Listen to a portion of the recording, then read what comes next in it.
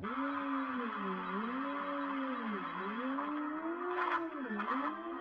is once again time to prepare your mind for another edition of Weekly Weird.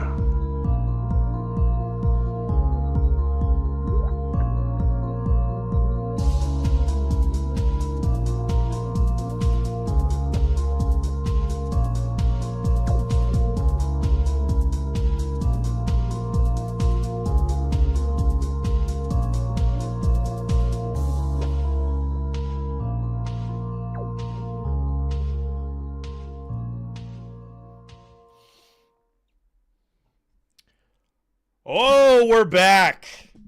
Hello, and welcome back, weirdos, to another week of weirdness, the Weekly Weird. How are you guys doing, guys? How was your week?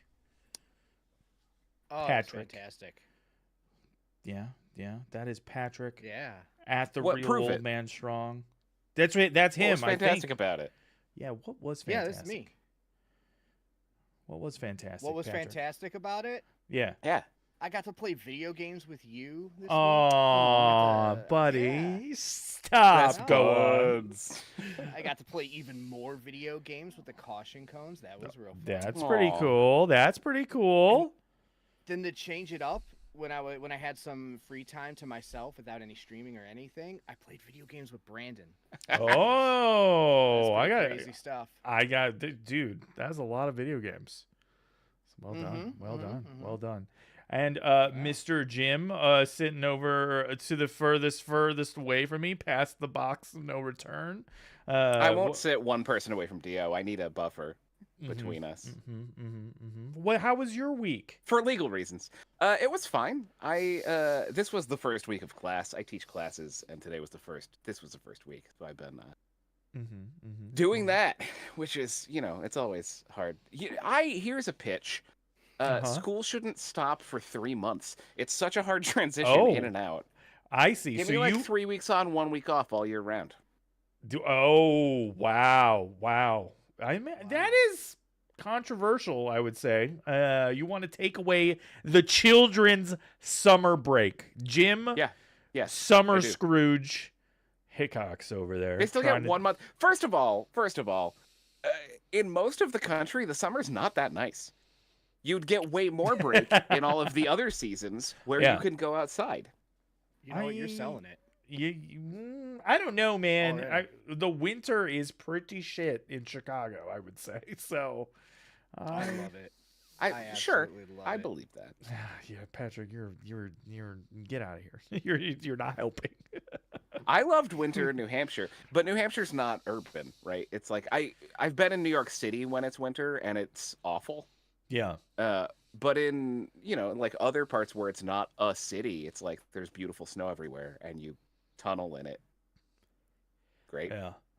We have peace. We have year-round school in my district. Goodness gravy. Peace, Well, love, gratitude. That's what's up. That's Yeah. probably Give me good for that. the education, though. Listen, Yeah, maybe, no breaks, maybe no forgetting things. Yeah.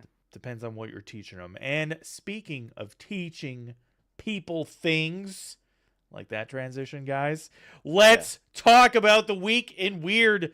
Take it away, Jim. What? That's right. I Well, wasn't that's- ready. You're ready. Get ready. Get ready. Keep getting ready. Keep spitting on your hands.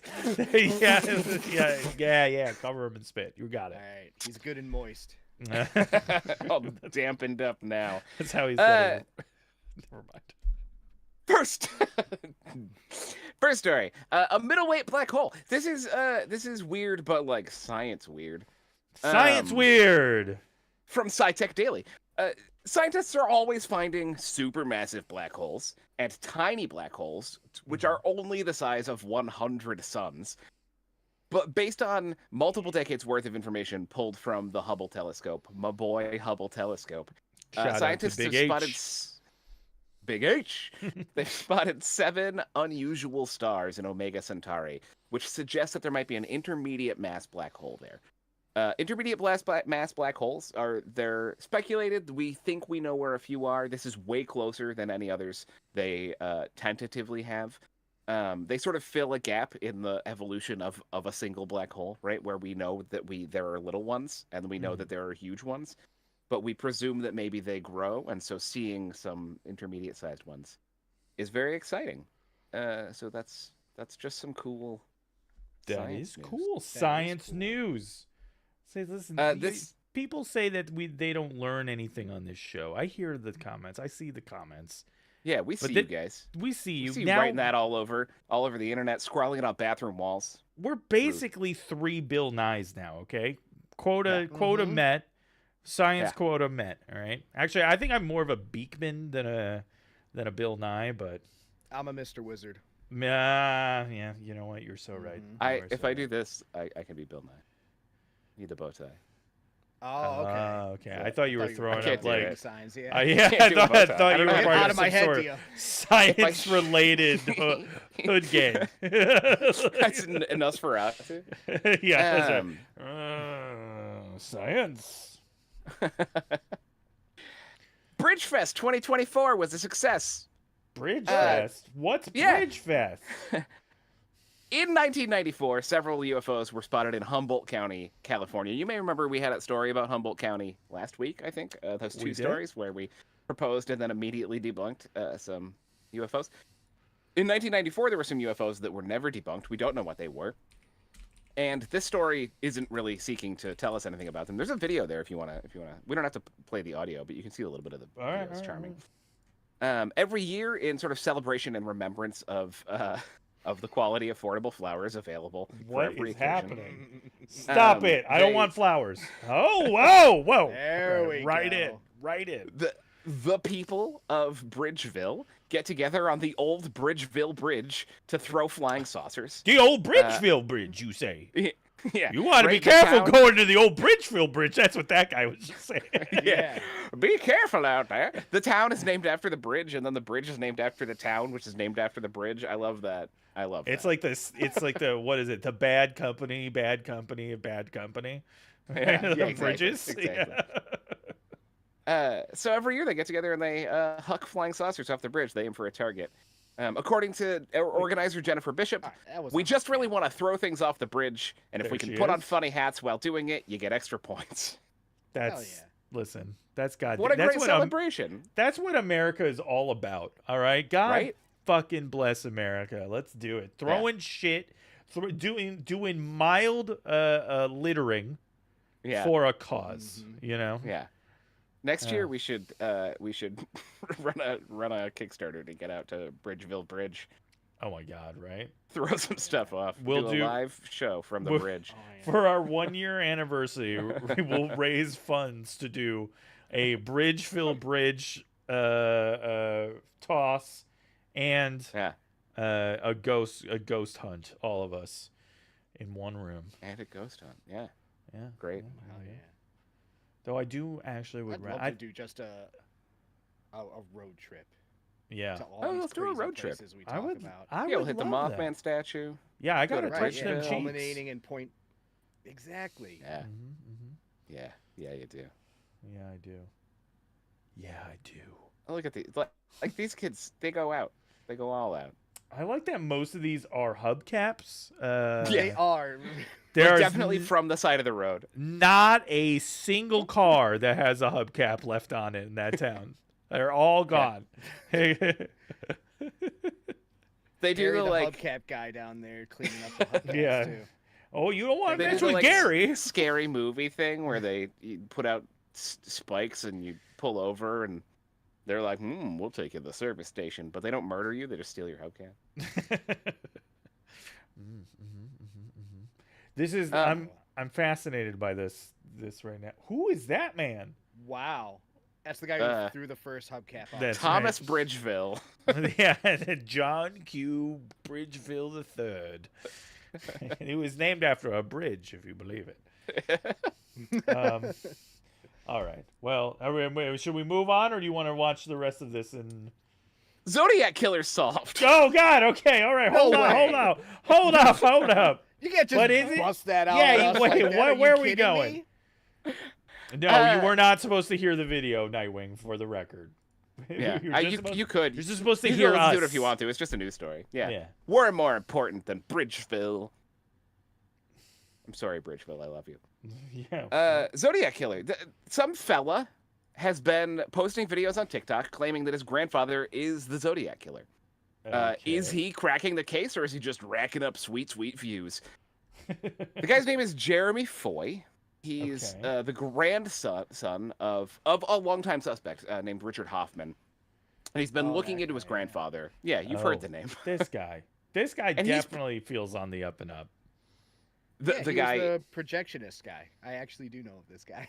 That guy, that's the grandson. That's the guy who's saying that his grandfather was the killer. Yeah, the grandfather was a projectionist who liked The Most Dangerous Game and was one of the suspects. Different one. Oh, this really? one's a cop. Oh. This one's a cop. Oh. Wait, what? A cop? A cop committed these crimes? A cop was a Potentially. serial killer? No way. Cops aren't criminals. In California? Right? Famously gentle policing in California. Yeah, right. He points to some evidence, including Hoffman having been a plainclothes officer near some of the murders, his face matching descriptions and police drawings of the Zodiac Killer, and in his police reports that you can find that are filed. That's him being interviewed in a documentary in 2008, I think. In police reports he filed, there are misspellings that are the same words misspelled the same way as in some of Zodiac's letters. I don't know how to find or watch TikTok videos, so I haven't found or watched them. Let me give you a hint, Jim. TikTok. You can watch them on TikTok. Okay. I'm not going to download the app. So I haven't watched any of his videos. So I don't know if he's bringing up any evidence that's new. I think most of the stuff that at least I found in the article is stuff that is reasons that Hoffman was already suspected by people. As of the writing of this article, though, his TikTok videos had over 11 million views. So something's happening. Somebody's getting something out of it. Anyway, maybe this guy's grandfather. Maybe he killed people. Maybe he was the Zodiac. True. I think the most compelling... Solved. Yeah, solved. Nailed it. I mean, clearly, if anyone was going to solve the Zodiac Killer mystery... It's Foy. That guy. That guy up there. Hold on. I think I have the same... No, my eyebrows don't nearly bend like that. How did he do that? Yeah, he's got like the arch on this side. Yeah, it's like... All the way out to the corner. You got to work out that muscle, probably. Yeah, listen. I thought I had a pretty prominent but no, can't do it. Anyway, well, I hope he is sure. At this point, we're never gonna know who the Zodiac Killer is. I don't. Yeah, even if he's right, how are we gonna know? And what are we gonna do about it? I mean, exactly. Also, I think it's really compelling. Argument that there was more than one Zodiac Killer. I think that is a really compelling argument because there were one for each sign. Exactly, there were 12 killers? of them. No, I mean because during the time, I alluded to the Golden State Killer, and there were a plethora of other killers operating in and around the California area at that time. So it was the place was lousy with serial killers. So Theo, of the 12 Zodiac Killers, do you know which one's the most deadly? Cancer. Nice. Yeah. Not nice. No, it's sad. That's a sad joke. Yeah. Womp womp womp. It's one of the best cancer jokes I've ever heard, honestly. Listen, if my Stream Deck let me hit that rim shot, I would have hit that rim shot. Costa Rican authorities, Dio. I don't know if you've heard this, have released a new UFO. I say new UFO photo. It's an over 50-year-old UFO photo. In the article, it doesn't say when the photo was taken, except that it says 8:25 in the morning. It doesn't tell you what day or year. It says over 50 years. Hilariously, 8:25 in the morning. Yeah. I think I also looked this story up. So, do you want to take it? No, I was going to say I believe this photo was taken originally in 1971. but is what I think. But this photo is slightly different than the one I might show in a little bit later. All right. Yeah, we'll have to compare. Yeah. It's via aerial photographer Sergio Loaiza. He was working on a land survey project, flying around at about 10,000 feet, taking a photo every 20 seconds or so out of a camera just mounted on the bottom of his plane for land survey purposes. According to the authorities, the Instituto Geográfico Nacional de Costa Rica. I'm You're sorry, welcome what? for my beautiful Spanish. The disc is All of only those words visible in were this one. very easily translatable for you, Patrick. Or for you, Jim, so Yeah, you could but I have. said it in the native tongue. You. The name isn't What is the that? National Geographic Institute of Costa Rica. It actually is, Jim, but What? you know how languages work. Yeah, but like, I'm not gonna say, hey, you're gonna go celebrate the 5th of May? Maybe you should, Jim. That's all I'm saying. No, I respect it. Yeah. According to the Institute, the disc is only visible in this photograph, none of the surrounding photographs. There's just one that has this disc in it. They don't know what it is. Some kind of flying disc. Some people say it's the best photograph of a UFO ever released. So It's pretty clear. it is pretty clear. I will Pretty clearly a UFO. That's right. It is pretty clearly a UFO. I've just for giggles, the version. So Thank you. I did totally do this as well. You'll see in the DO section if you're looking the best UFO picture ever taken. Oh yeah, sorry. If If I'd noted that, I would have dipped it out of mine. No.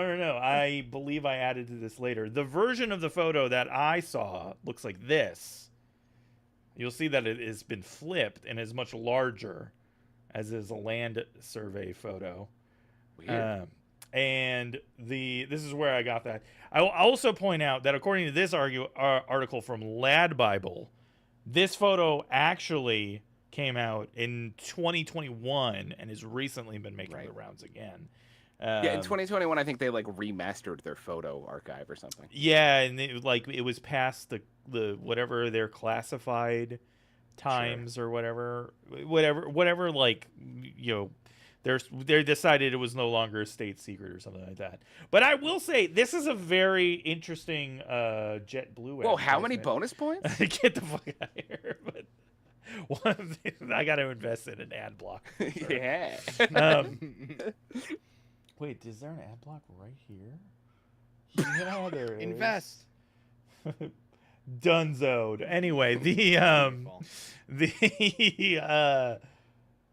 it's very fascinating. It's very hard to see in this one. I think maybe I can zoom in. Yeah, mine was better.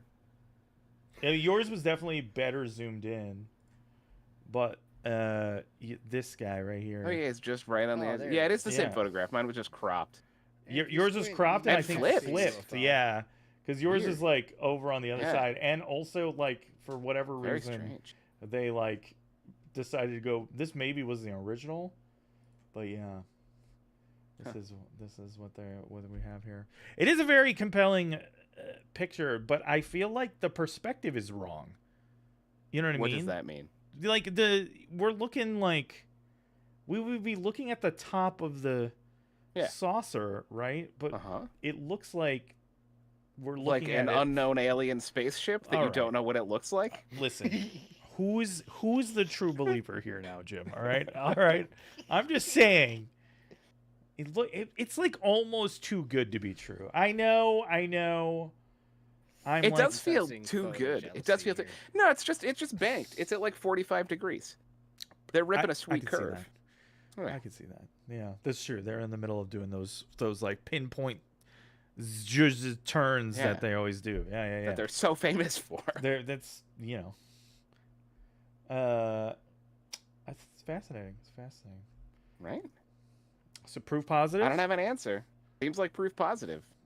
That as much as anything else we've brought, yeah. Aliens flew over Costa Rica once. Yeah. I mean, I'm shocked we don't see more of this. Actually, like more of Costa Rica. No, well, I'm shocked I'm not in Costa Rica every day of my life.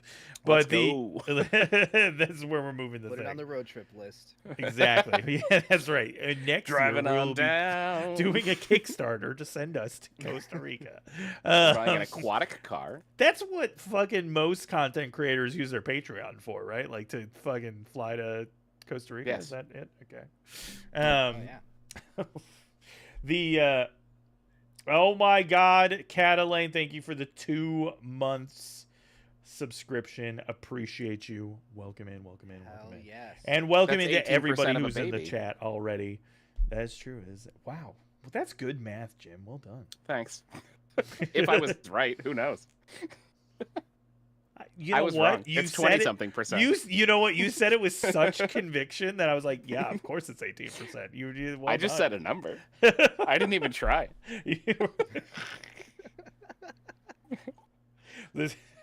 God damn it. Anyway. And now I'm totally derailed. Thank you for everybody for being here. Moving on, Jim. Finland, put it on the travel list. Finland, Road trip put it to on Finland. the checklist. Yes. More, that's right. Have you guys always wondered how to spot and avoid the occult? No, quite the opposite. Yeah. Constantly. I bet you have. This Are we article. doing the ad read already? Yeah. Oh man, in 2 weeks that'll be the ad read. According to the Catholic talk show, that's what it's called, occultism is on the rise and creeping into people's lives. Hell yeah. They dude. claim that even though many people aren't seeking out the occult, general cultural acceptance of the occult is easing into our daily lives.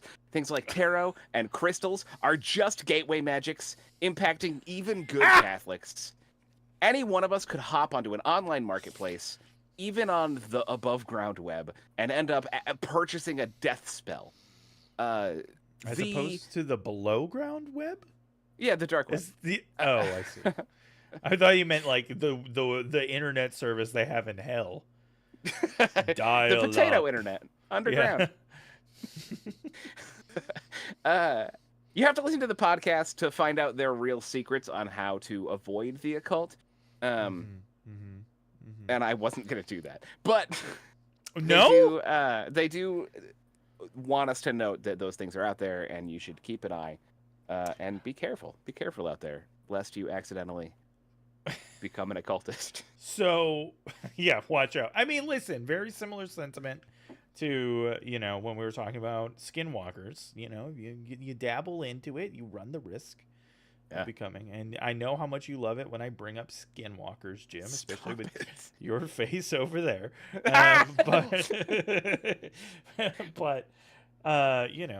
Things can be a gateway drug, a marijuana of magic, Everyone knows. Magic-wana. Yeah, I could see that. Yeah. But I like that the Next Catholic... thing you know, you're buying a death spell. I guess you go one day you're buying crystals to align your chakras. The next day, Avada Kedavra, whatever the fuck it is called. Oh, you Hazard did saw it. someone snorting crystals in the city. Is that gateway magic? Yeah, I mean that's beyond gateway magic. I mean deep. that That's is deep what the magic. guy at the bus stop told me. Hey, take a look at this, kid. It's some gateway magic right here. I'll give it to you for $5. That's cheap for That's a magic. good price for gateway magic. I mean, Yeah, I you did should- teleport to a different place and time afterwards, so I think it worked. It was floof powder or whatever. Blue powder. I don't. Am I getting all my fucking Potter references That one right? was adorably wrong, but I'm very happy. Thank you. Oh, I didn't know that was a reference to something. I thought Hey, you were just riffing. I'm just. He's dropping those mad Harry Potter references. That's right. Yeah. That's right. For all my. We're lucky my- he didn't do the hand movements when he said Avada Kedavra because someone might have been in trouble. It's like We'd all this, be right? dead. It's like this. Yeah. Stop, Dio, stop. Oh yeah, it's like this. Yeah, he's got a Vogue. That's right. A Voga. You want to Avada Kedavra. Kedavra? You got to work, bitch. Tio, my last story is, I suspect, of particular interest to you. Why Bigfoot. for? A Bigfoot was spotted. I way. never thought that I would see. This comes to us via the Bigfoot Field Research Organization. The only organization you can trust. Yeah. A person listed under the initials CB posted a report, and then I think Mike Moneymaker, the head guy over here, had a chat with him and brought us some more details. I'm just gonna kind of give you the short version of the guy's story, which is August 25th, around 8:30 in the morning. The fella's driving to a O'Reilly Auto Parts store. They're not open yet, but he has to be home by 9:30 to watch his grandkids, which gives us a little information about the fella. He's not a young buck. He has to get back to watch the grandkids so his wife can go to church. So he's also afraid of the occult. And by extension, Bigfoot. He's driving down the 4-lane highway, 96 East, until he almost gets to Fort Valley. Turns right onto 96. There's no other traffic. He tops the hill, going down in his full-size Chevy Duramax diesel. Sees a dark-colored upright thing in full stride, hurtling across the road, arms not at an angle, but outstretched as it runs. Comes out of the woods, runs across the road into the woods on the other side. If you scroll down to you actually, there's a bunch of charts and graphs and stuff. You can we can see the road itself. This is where in Georgia this happened. There's Macon? Also, it tells you where some things are. He says that no human could have matched the speed. He says he's 200 pounds, 6 feet tall, and it was good a bit larger than he is. He says he stopped, called his wife, told her what happened, and then went to O'Reilly Auto Parts and bought what he needed. Glad there was a happy ending. I like that the Bigfoot sighting never derails your plans, your chores. You got shit to do. Like, what did he get from the O'Reilly? He had to fix the Ford Fiesta, you know? He had to pick up some fuses. I don't know what he was getting. His full-size Duramax needed well, it was running, wipers. clearly. Yeah. Oh, yeah, maybe some fluid or something. Matt Moneymaker is the fellow's name who runs the website, who spoke to him. He says he seems very credible. He's 51 years old. That's interesting. I would have guessed older. Well, in Georgia. Never mind. The grandkids are probably young. He clears land for a living. He hangs out outdoors most days. He works outdoors. He says he was no more than 70 yards away from the Bigfoot. There are likely still impressions in the grass where the Bigfoot was running. They think the tracks might have been difficult to spot because an 8-foot-tall Sasquatch running at full speed could easily have a 10-foot stride. Aerial images show the likely path, which we have here. In September of 2015, this is a corroborating story, Donnie Harris with the Department of Corrections was supervising a prisoner work crew around the same area on Highway 96, and they heard something large growling and grunting at them in the trees, and they thought they could see a large dark figure peeking out at them from behind a tree deep in the bush.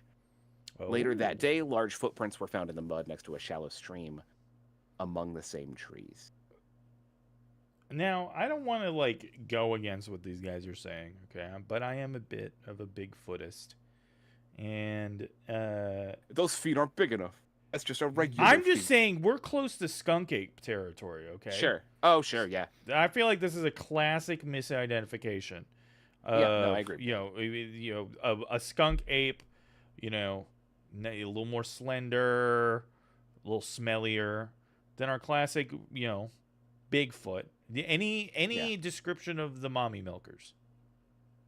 It doesn't mention mommy milkers. It doesn't mention a stench. See, this is what I'm saying. This is fake news. This is a skunk ape. No. I would believe that it's a skunk ape. No smell. That's right. No smell? Magic foot.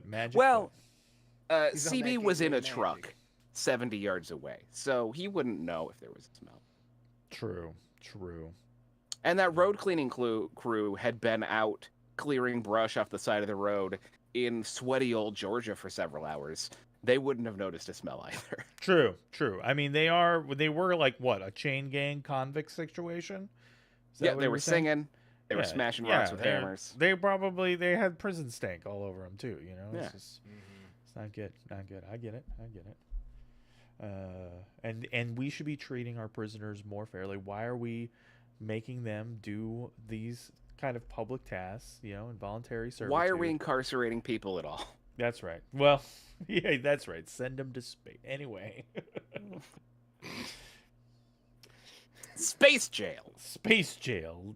Jim, another script. Let's get to work on it. Okay. Space jail. Does that mean it's me? Is it time for me? It's you, baby. I gotta skip my first one, but that's okay. Guys, I don't usually do... You don't have to announce it.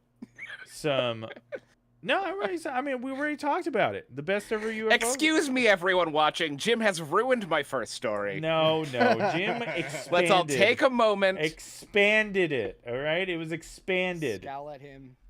Yeah, everybody boo Jim in the chat real quick, all right? Can we do that? Get a wall of booze. Get all the booze. Hold on. Oh, man, I may need to... Oh, grr. Oh, gosh. There was a... You got growled at, bro. Yeah. Grr. Honestly, scared. I had to turn on... Grr? Could go either way. That Jim guy. For real. Boo, love. Guys, ghosts haunt Gettysburg. I know it's shocking, but and very believable. If there are gonna be ghosts somewhere, probably Gettysburg. You're not wrong. Ghost. A New Jersey man has captured footage of what appears to be a ghost of a Civil War soldier running across the famous battlefield. Greg Euling of New Jersey. Soldier? No. Was the guy who captured the footage. While visiting Gettysburg with his family, they were traveling along at night because everyone knows the best time to visit Gettysburg is in the dead of night. And they reportedly heard strange noises and were surrounded by a localized layer of fog.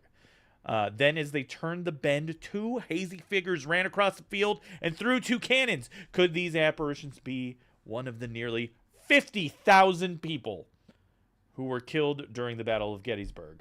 What are the caveman ghosts? I don't know. I don't know what you're saying. Gettysburg ghosts. Caveman ghosts. If we're getting Gettysburg ghosts. Cavemen did everything they needed to do before they died. That's true. They have no unfinished They were business. haunting the Gettysburg soldiers. That's right. Anyway, let's watch this video, huh? This is after this ad. Dear God. Yeah. I tried to block it. All right, here we go. Hold on. Yeah. Blocking. Yeah. Oh. Here. We'll get the audio here with this.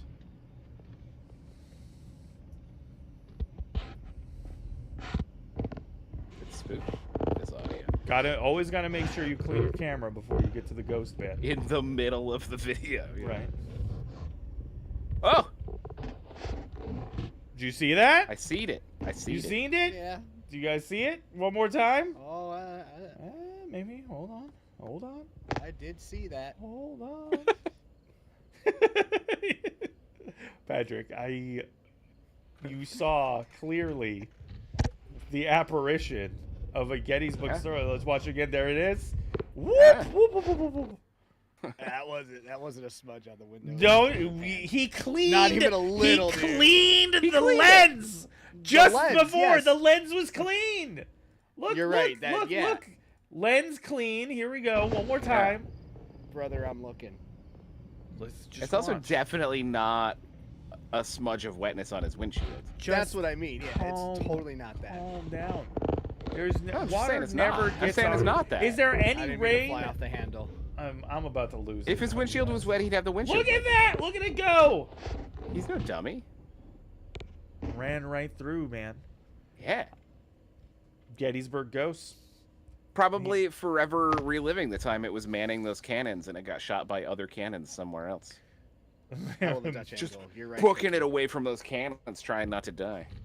That's a New Jersey Arms outstretched like a big. No, stop it. Flowers. That's right.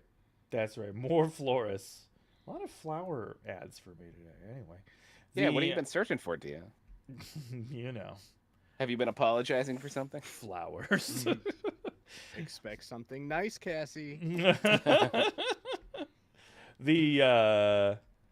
Where was I? Anyway, I think ghosts happen. We all know. Ghosts happen. And Ghosts speaking happen, of dude. more ghosts happening, I got another video for you guys. More proof that there is something beyond the veil. This one's from Reddit, posted by God, presumably dude, my the favorite person. news source. I love this. Reddit is always true. Here we go. Take a look. Listen to this. Listen to this. Get your ears I'm ready listening. for this. Oh shit. It would help if I turned on the audio. Let's try this again.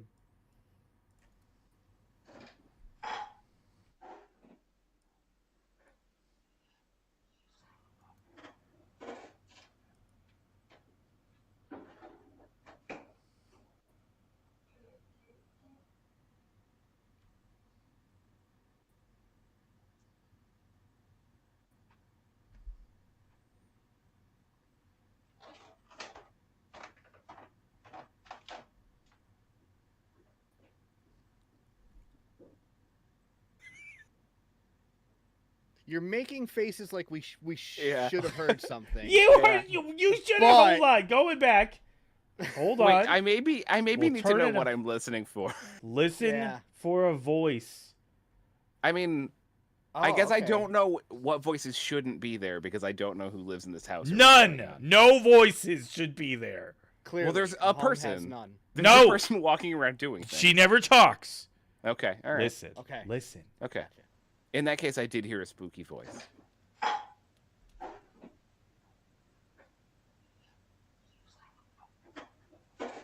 The whispering. You hear that whispering?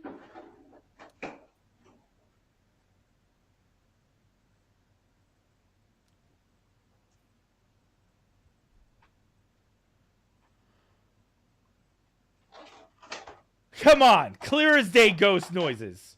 No? Oh, we'll do it again. We'll do it again. We're sure guys. that's. Oh man. We are. We're Maybe sure it's she's the not just tinnitus, mumbling but to I don't herself know. while she's rooting I'm through turning her it cabinet? way up. I'm turning it way up. All right. All Turn right. that shit up to 11 for me, bro. You got Oh. this. Ready? Yeah, Put I'm on, gonna listen open to your that. ears. All right. Open your third eye and third ear. Okay. Dig deep. Channel the spirits.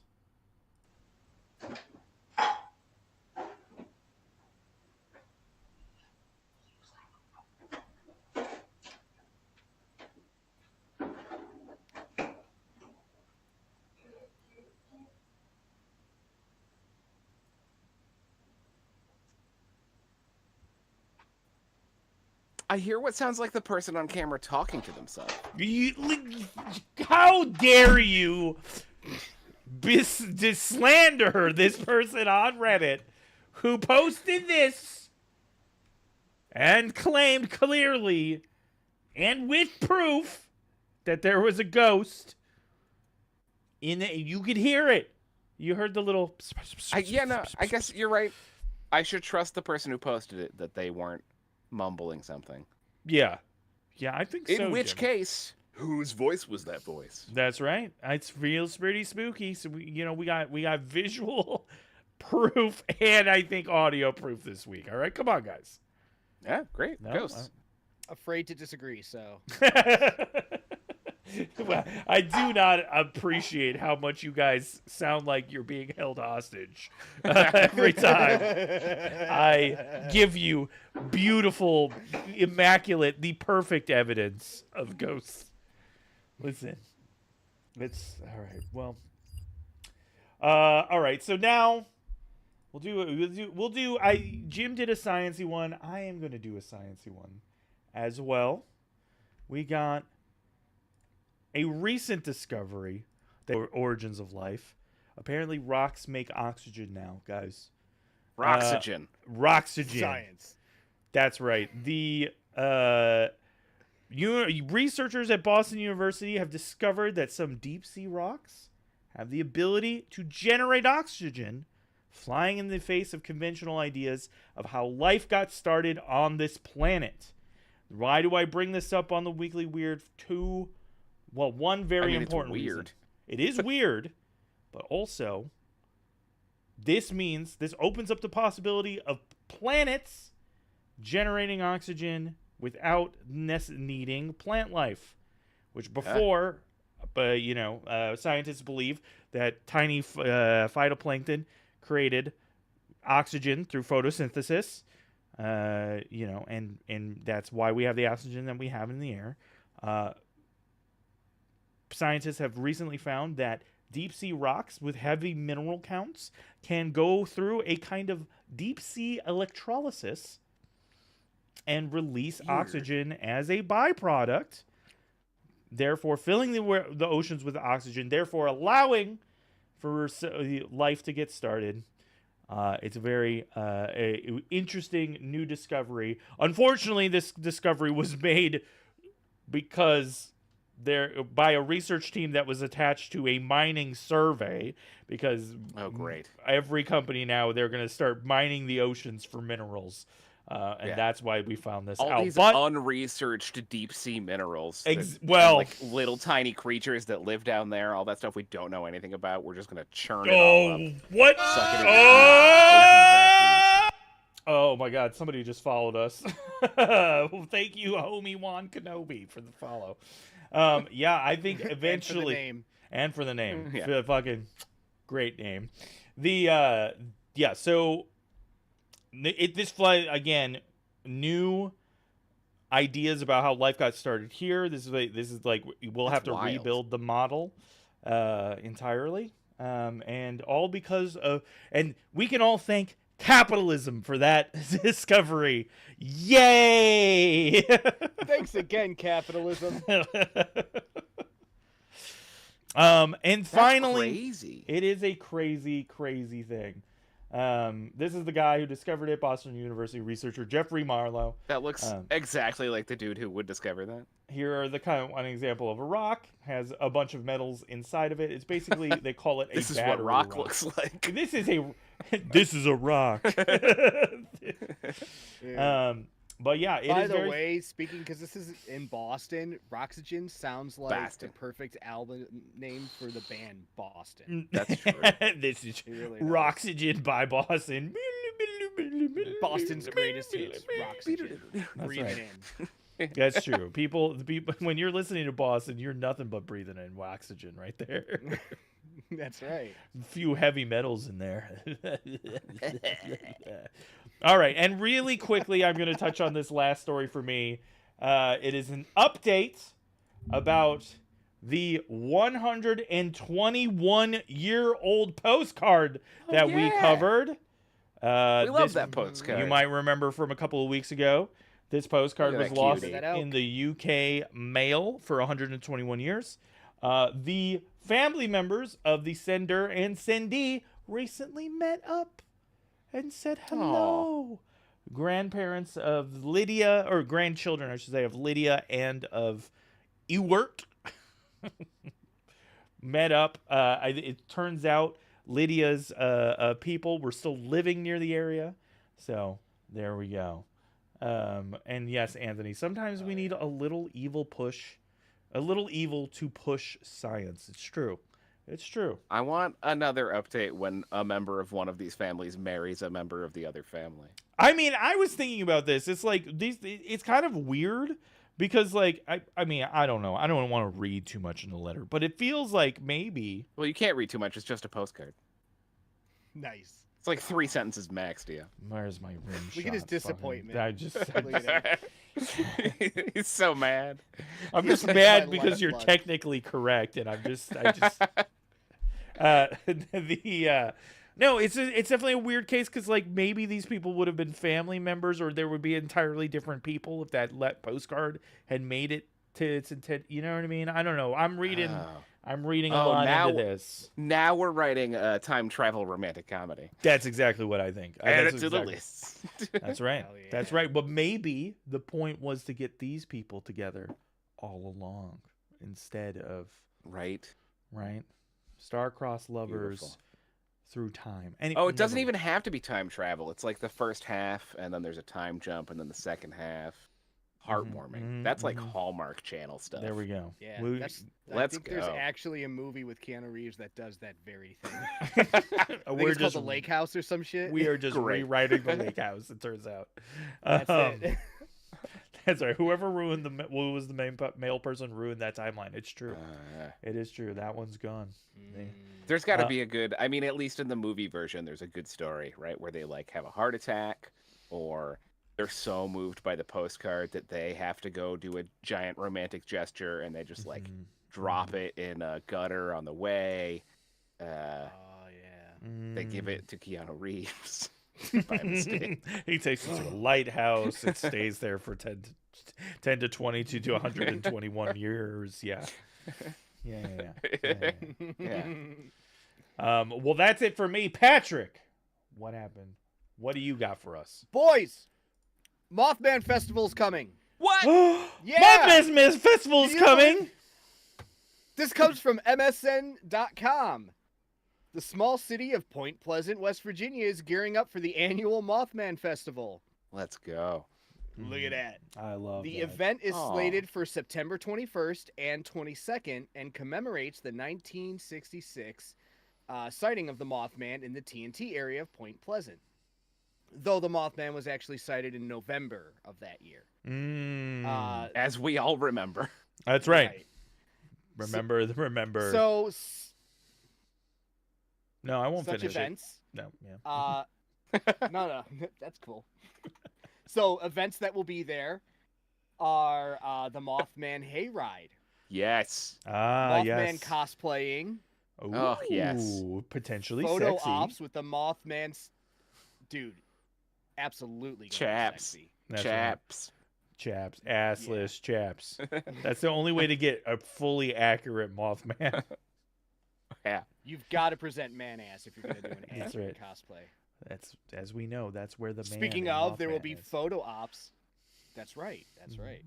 There will be photo ops of the Mothman statue and its man ass, as well as my favorite part, a virtual Mothman 5K, which is replacing virtual. See, they actually were going You do to this for 45 minutes? Yeah, what?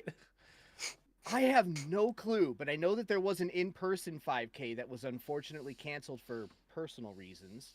Personal to whom? Did their bridge I don't fall know. down again? What happened? What? I tried to look into this, but it led me to the Facebook page for the 5K, and I don't have a Facebook, Facebook ugh. account, so I got kept out of that shit. Gross. Yeah. But several speakers and musical acts will be presenting and Gross. playing on both those days, including the Point Pleasant High School Rock Ensemble. Yes. Now some Roxygen. See? Finally, I can breathe. And there will also be a mystery presenter or performer on Sunday. Unfortunately, John Keel is not slated to appear. Oh, mistake. Yeah. He's Sorry, dead. Keel. Unless he's the... Oh, is he dead? Is that I guy don't dead? know. He might not be dead. He might not be dead. He might not. Okay. I don't know that for sure. Wait, I want to follow up to know who the mystery guest was. I know. We We need need somebody Keel. check on that next week. I mean, Maybe is just that making a big thing out of it. really? It's John the Keel. corpse of John Keel. Yeah. John Keel's definitely dead. That would be a big surprise if he showed up. He's Oh my inside the God, Dave- Mothman statue. Dave figured out the best way to sell food at the Mothman Festival. Moth cake food booth. That's right. Without a doubt. Delicious. That is how they get you. Do you guys think they'll actually get Mothman to appear, or? Oh, you think he's the special guest? They've booked him, but they don't want to say. Oh my God, he's the Right. presenter on Sunday. I feel I he's didn't do really that. hard to get though. He charges a lot I for his bet, yeah. appearance. Yeah. Yeah, have you seen his cameo? Yeah. That's right. Have you read his writer? Like He needs a full $8,000. German Shepherd. That's right. He needs. I need a German Shepherd raw. Just green Skittles, a full bowl. That's right. And find me an unfulfilled housewife. that I may steal. Guys, if you don't From get a man these with references, no ankles. that's right, no ankles and a giant bow tie. Guys, if you're not getting this reference, go back to episode 1 of Weekly Weird when we covered Start Mothman. the whole Weekly Weird Let's over. go. Yeah, Yep. get the lore. We're Get in on the establishing inside lore. All right. This is episode 6, technically episode 7, actually. But Catch up, you we're calling it goons. 6. Let's go. Anyway. All right, so the next one. A woman who married a ghost was attacked by the spirit of a mass murderer. So, courtesy Okay. of the New York Post, British Maybe singer. because- British singer who I'm going to try to pronounce her name, Brocardi, who Brocardi. married and then divorced a ghost, recently summoned and was consequently attacked by the ghost of Edward Eddie Cole at the Nevada State Penitentiary. She was conducting a paranormal investigation at the former jail when she claims that Cole tried to possess her body. Oh. She was locked in the death row execution chamber when she was pulled towards the execution bed, having been put in a trance-like state. The accused spirit, the accused spirit was convicted of murdering 3 Texas women and was believed to have killed up to 30 others. Whoa. He was executed in the Nevada State Penitentiary in 1985. Wait, who is this? What was his name? This is Edward Eddie Cole. I'm not sure. I don't know. Yeah, and I never heard of him until this. But Interesting. from the claims, he's a pretty bad guy. Didn't Not we fun at cover parties. this lady before? This is an English lady, right? She is an English lady. We had a story many weeks ago where she was at some dude's house and said there was a ghost there that wanted to marry him. And he was like, I don't want to, and you shouldn't have married a ghostie. Oh, right. That is right. Because I was like, Okay. man, I've seen these. Well, let me. This is. She's and clearly you know what? on That the guy was circuit. right. Right. Yeah. So her luck with spirits doesn't have a good track record, as we've obviously covered before. But she claims that she married the ghost of a Victorian soldier named Eduardo, and divorced him after he drank too much during their honeymoon, and then ghosted her. Her words. Hey. For disclosing their relationship to the public. So did Their she wedding divorce was- him or did he divorce her? It Sounds like she divorced married a her. ghost and then got dumped. Yeah. Dang. Yeah, dude. She got written off pretty Couldn't make it with the living, can make it with the dead. Also, she definitely has a thing for bad boys. Soldier, convict. bad. Well, her wedding with Eduardo was a star-studded event, according to her. It featured guests such as Elvis, Wow. Marilyn Monroe, Oh. and King Henry VIII. You know Okay. what? If they were there, Yeah, that is a star-studded event. I mean, Yeah. pretty big stuff. Why Unfortunately, would- what? I'm sorry. Why would Henry VIII want to go to her wedding? Was he He's bored. Was he related? He's to been the dead a royal- Buffet long table? time. I don't know. Yeah, right. Free buffet. Yeah. He was like, Open "You bar. could be my next wife, Brocard, Mhm. whatever your name is, Brocard." Brocard. Well, at the wedding, unfortunately, threads of what was to come for the newlyweds showed that night when Eduardo upset Brocard by referencing how hot Marilyn Monroe was. Whoa. Oh. When it came to the mishap in the yes, It just seems like a weird thing to be mad about. Like, pretty famously, she was an attractive lady. Yeah. yeah, Doesn't seem that upsetting to observe and a upon that. homewrecker, absolutely. I That's mean, one of the biggest homes out there, the White true. House. The White House. Hey! You're so right. hmm You don't think Jackie O was getting it too, though? Come on.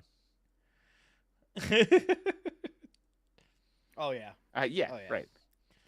she had an entanglement with some Secret Service at least. Come At on, least an entanglement. at least. Wow. They only teach that at Harvard. And Harvard. Speak up, Pat. So, apparently that's what when Papa TV says. Speak up. All right. I don't know what that means. When it comes to Nevada, Yeah. when it came to her mishap in Nevada, sorry. People who live in Nevada. She claims it all went wrong when she conducted a dowsing rod session and specifically called out for Edward Cole. Not sure if she has bad luck with ghosts or just guys named Eddie, by the way. Right? Right? String of eds.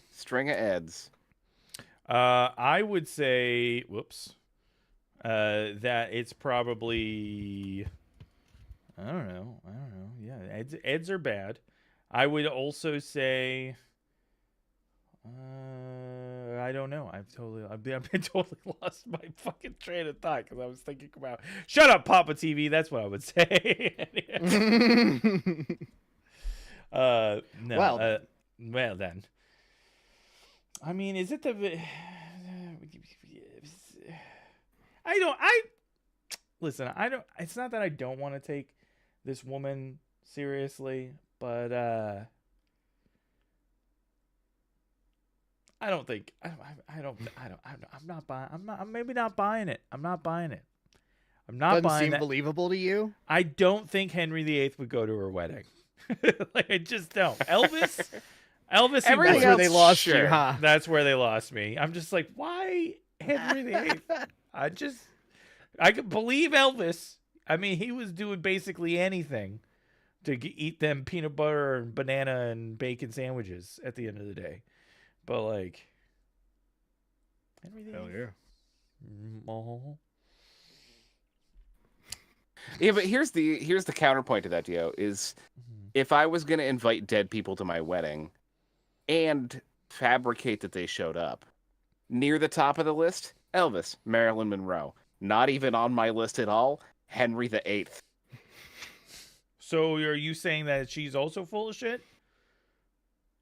I'm saying it doesn't seem likely that she would have made up Henry VIII showing up to her wedding. No, who cares? She's from England. Yeah. We don't care because we don't like the monarchy. But this does I guess that's true. That would be like Abe Lincoln showed up. Right? This is exactly. It's like Abe Lincoln, at weddings, he really knew how to tie one on. And listen, you couldn't get him away from the groomsmen. He's got a great party trick where he covers his mouth and nose and exhales hard and blood just shoots out of his head.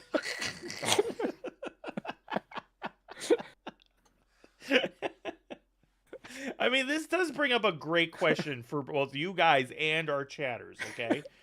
If you were going to invite ghosts to a wedding, who are you picking? My wedding or any wedding at all? To your wedding. Come on now. Okay. Well, it's different. Oh, man. Frank Sinatra, dude. Frank Sinatra, really? You would really? And you would make him sing? Would you make him sing? Yeah, dude. I'd let him do his thing. Get enough drinks in him, he'll sing. That's true. I would say that it depends on which ghost rules for Frank Sinatra. It's like, is he a ghost at his peak, or is he a ghost when he died? When he died. Old man Frank Sinatra is like a whole different more like beast. Crank Sinatra. Yeah, more like Crank Sinatra. But peak Frank Sinatra, you know what I'm saying? I'm just saying that the pipes weren't all there when he was a little older. Whatever, old man fair. Frank Sinatra singing at your wedding is still cool. It is. Fair. It'd be the talk of the town. All right. Yeah. Jim, who would you invite? I mean, I'm tempted to just say, like, my grandpa. Boo!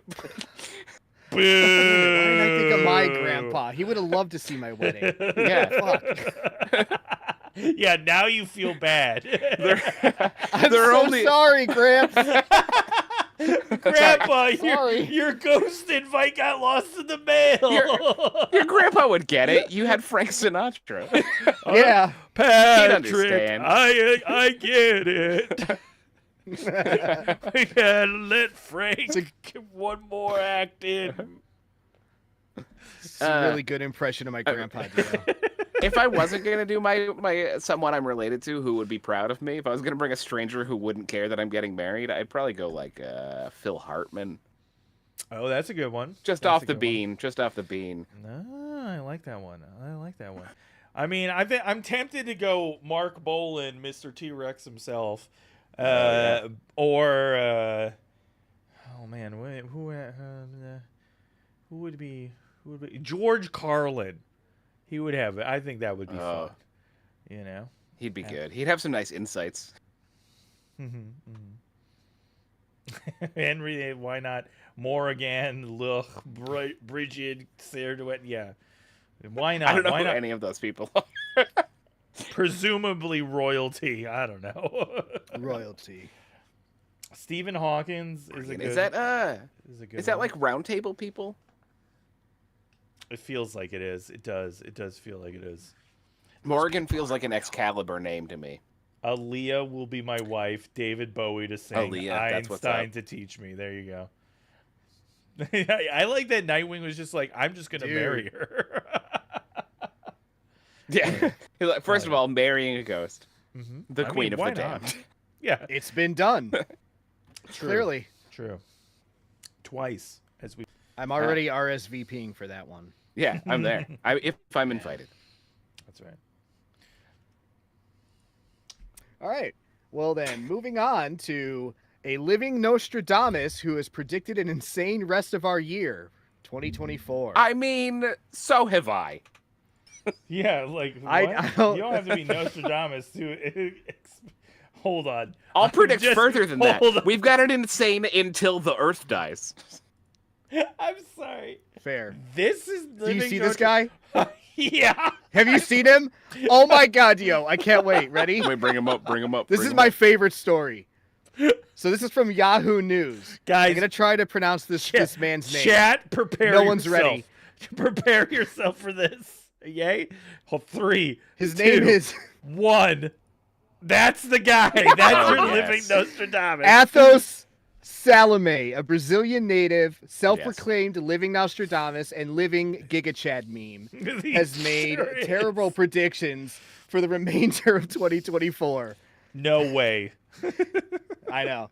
He claims that he did foresee the COVID pandemic, the Ukraine invasion, and the passing of Queen Elizabeth. Great. Now, Okay. I have no hold reason on, not hold to on, believe hold on. him. Hold on. One of those things is not like the other. The passing of Queen Elizabeth, pretty shoe in. Anyone- Yeah. Anybody who that bitch was falling over in a Yeah. breeze. That dude. whole lady, she gon' die. Yeah. That bitch, oh, she dead. Like that. What? What? Sorry. You don't get dude, a I can't B get over his Nostradamus face, for that. dude. Dude, that was the face he made when he said the queen is gonna die. Ladies. Do you think Nostradamus has cheek implants, or do you think that's just what he looks like?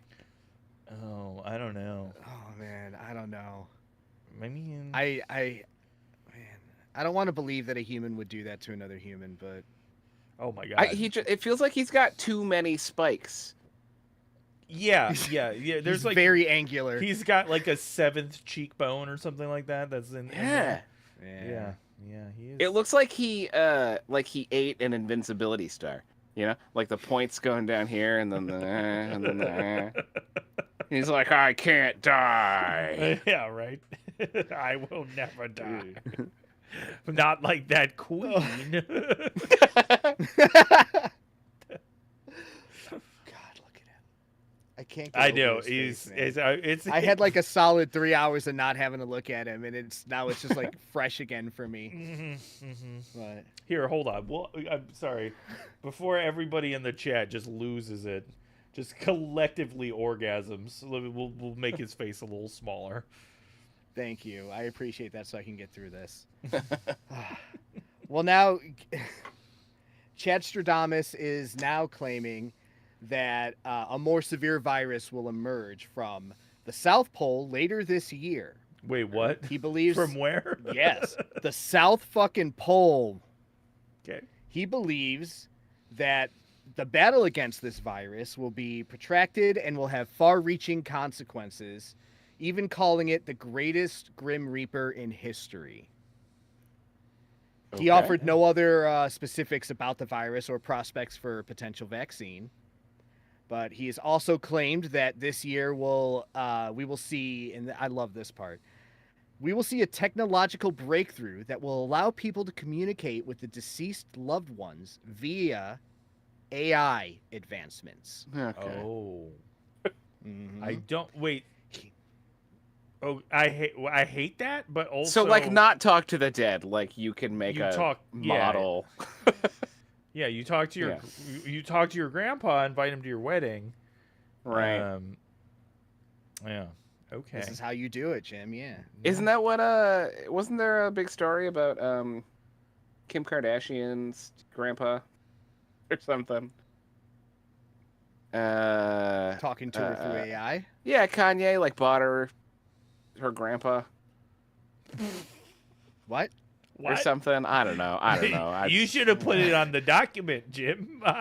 No, not recently. Not recently. That's a hell of a story right there. Yeah, right. I'll find it. I'll throw I would it love you. to get some consoling words from the Tupac AI. That would be cool. Hey, man. Is anything ever going to change, Tupac? I see no changes. Here we go. 2020. Kanye gives Kim Kardashian a birthday hologram of her dead father. Oh, okay. Yeah, it's where they take a picture and make them come to life with AI. It was so lifelike and a special surprise from heaven. I don't think... Is Heaven the name of the company that made the AI? Yeah. Presumably he appeared and said, if the glove don't fit, you can't quit. And then disappeared. She said, that's What a my gift. pa. That's my pa. What a tender moment. I'm pretty sure that was Johnny Cochran, not Kardashian. But He was on the team. yeah. He's just trying to steal that. Yep. Okay, interesting. So we're gonna be talking to our dead relatives' AIs. Cool, great, cool. Yeah. He promises that it will unravel the mysteries of existence, offering comfort and a profound understanding of our life missions. Oh, he's wrong. Yeah, no, it will just be like a horrible, unethical thing that people will charge money for, along with a myriad of other horrible, unethical things that they charge money for. Those other things, maybe he's right about, but that one, wrong. I mean, Talking to dead people, not comforting. no, and not. We're not even talking to dead people. He's not even describing talking to dead people. Talking to a language model pretending to be a person that I used to love. Yeah. Not comforting. Yikes. Yeah. Just big yikes. I don't see how that's not comforting. What do you mean? Elvis, how are you? Because you know at first it's going to be dead people cameo. That's what it's going to be at first. It's going to be, hey, you man. can pay $50 to get one message. It's 1,000% going to be what I said about Tupac. It's going to be like, we're gonna here's Tupac to tell you, like to say, wish you a happy birthday. Or like, here's Elvis to be like, hey, man, keep on dancing in your blue suede shoes or whatever the fuck. You know, like, that's what it's going to be. Oh, like, for sure. Oh, man. Yeah, Well, I mean, let's see, what else? Oh, yeah, he's predicted a couple more things. These are his other predictions. Just going to sum it up. A major invasion of the U.S., a major cyber attack, and, of course, World War III. Yeah, great. I mean, those are those are all this year? Next year? The rest this of year. this year. This year? Wow. Just this, yeah. So I if mean, Athos the Seer is correct, then winter is truly coming for us. That's a lot. I mean, so there's just going to be a cyber attack? He didn't specify anywhere or when? A major cyber attack. A major cyber attack and a land assault and a World War III. and we're combating the South Pole virus. He predicted the plot to Terminator, honestly. I know, right? It's just like we why have one apocalypse when you can Here have are them my all? predictions for 2024. You'll be standing outside, you'll be up against a chain link fence looking at a playground full of children.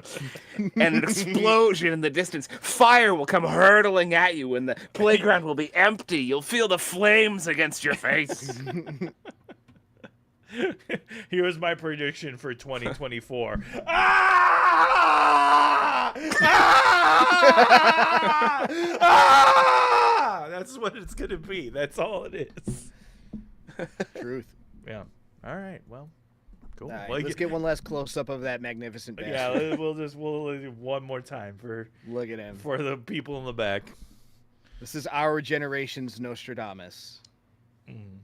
This is Oh, this boy. is what we did. This We is how created got there. this. Guys. Ladies and gentlemen, we did it. We did it. Well, And I think that's that- all I got. That's it for the weekly news. Jim, I believe we have another. Yeah. Is it true? Is Unicorp is still happy with us? They're still with us. They're not super happy with us. Oh. But they're still with us. And that's Okay. what matters. Okay. Well, let's see. Oh. What am I looking for? Ah, there it is. Right. Yeah. Sorry, they did send me this in the email. I have to pull it up from the email.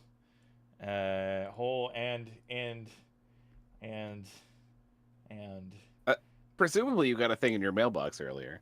Yeah, no, I did. Oh, you hold on. Let me make sure. Yeah. Okay, the goblins did set it up for me earlier. Here we go. Maybe. All right. Well, guys, all this we're talking about weird stuff happening in the world makes me so hungry. But how am I supposed to eat food when I'm so busy playing video games on camera on the internet? Microwavable food doesn't have the nutrition that my cells cry out for. And meal kits still require that I cook all the food that they send. I want something easier. You boys know how much I love doing easy stuff, right? Oh, you're That's your bread and always butter, baby. Right. always barely mentioning that. Yeah, I love, listen, the easier the better. Unicorp, of course, has the answer. Mailbox, meal box. Unlike companies that mail you ingredients and recipes and expect you to do all the work of converting them into a healthy meal, the sous chefs at Mailbox, Meal Box dice and chop and steam and prep and put all of their love into a cardboard box that's shipped to you. The brilliance of Mailbox Meal Box is that it's designed to cook inside your mailbox, in the radiant heat of the sun, in the time between delivery and when you get your mail. Genius! And unlike the companies that send you pre-made food, I'm looking at you, P.O. Baxlava, Mealbox guarantees that every salaried employee involved in prepping your food is over the age of 9. I had a Mailbox Meal Box. Thank goodness. That's, you know, that I don't mean to say anything besmirch Unicorp, but Mailbox Meal Box. That's a lot. Anyway, I had Mailbox Meal Box delivered to me just today. I've already poured it out of its box and into this bowl. Let me try a little bit of it.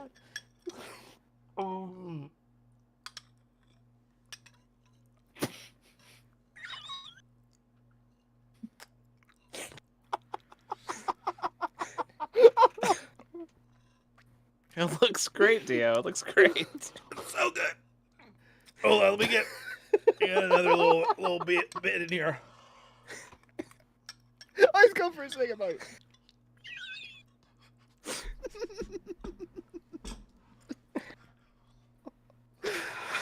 Yum. Yum. Smooth, right?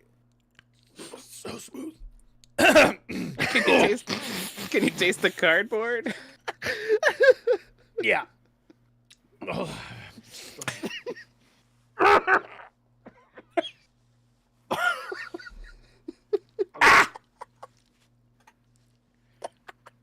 Mmm.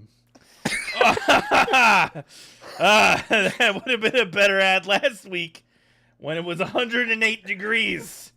It was only in the mid 90s today. It's true. And this is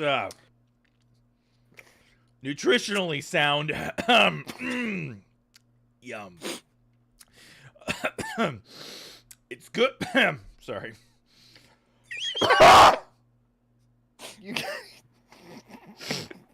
It's good for you. It's definitely easy. And I. Oh my god. Recommend it. So good. Mailbox mealbox may not currently be suitable for those in colder climates, but don't worry. We're doing everything we can to expand service. Another fine product from Unicorp, the only company. Thank you. Thank you. Thanks, Unicorp. That's beautiful. Oh, God, you know, they pay us, they feed us. What more could you ask? What don't for they do? a singular corporate entity? You know, The singular corporate entity. the only entity there is. Great. Well, I feel totally prepared to now interview somebody. Yeah, Sure, look at I've- that vein on your forehead. That's a vein of enjoyment. That is pronounced. Where all the nutrition went. Yeah, vein of pure nutrition. That's right. Straight into the brain. Now this person knows that I'm a serious journalist and interview person. That's why we're gonna let Patrick lead this one. Anyway, guys, in all seriousness, guys, we are now gonna go to the main segment, the interview. Guys, I would like to welcome and Brooke to our program, and we will be opening up the phone line. Hello, Brooke, how are you? Oh.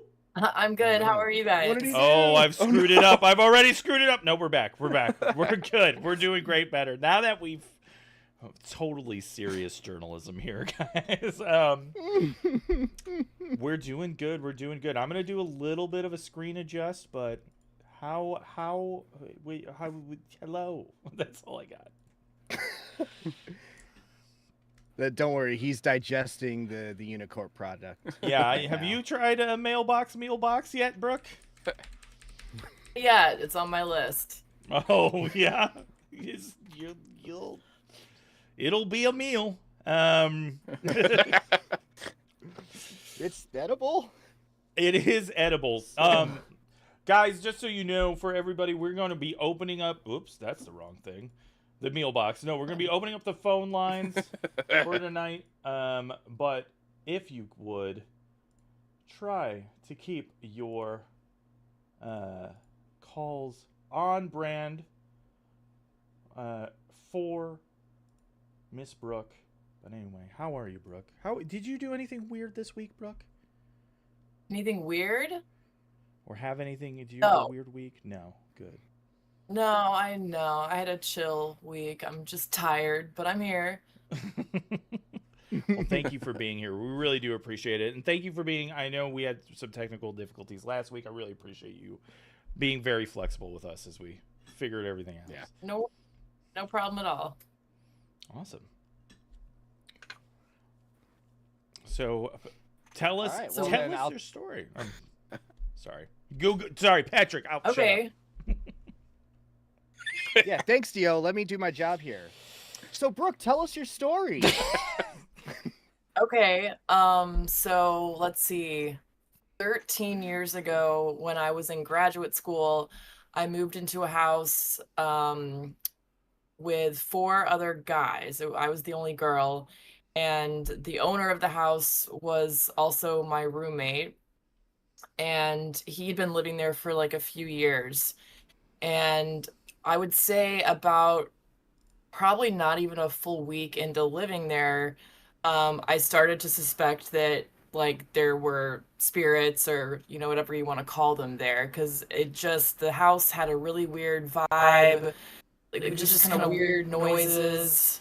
Like I would be in my room and it would feel like there was like something right at my doorway, just like trying to get my attention. And I just had some suspicions. So I had a friend who had moved away. She'd graduated, and she used to give me tarot readings. And she's the reason that I like believe in tarot readings at all, because I met her, and uh, it was probably the first or second time I ever hung out with her outside of class, and she gave me a really, really detailed reading, and she knew just massive amounts of information about myself, my life, very personal things, personal details that there's no way she could have um, looked up or anything like that. And she had me in tears during this reading. And I was just getting to know her. So, she really didn't know me very well.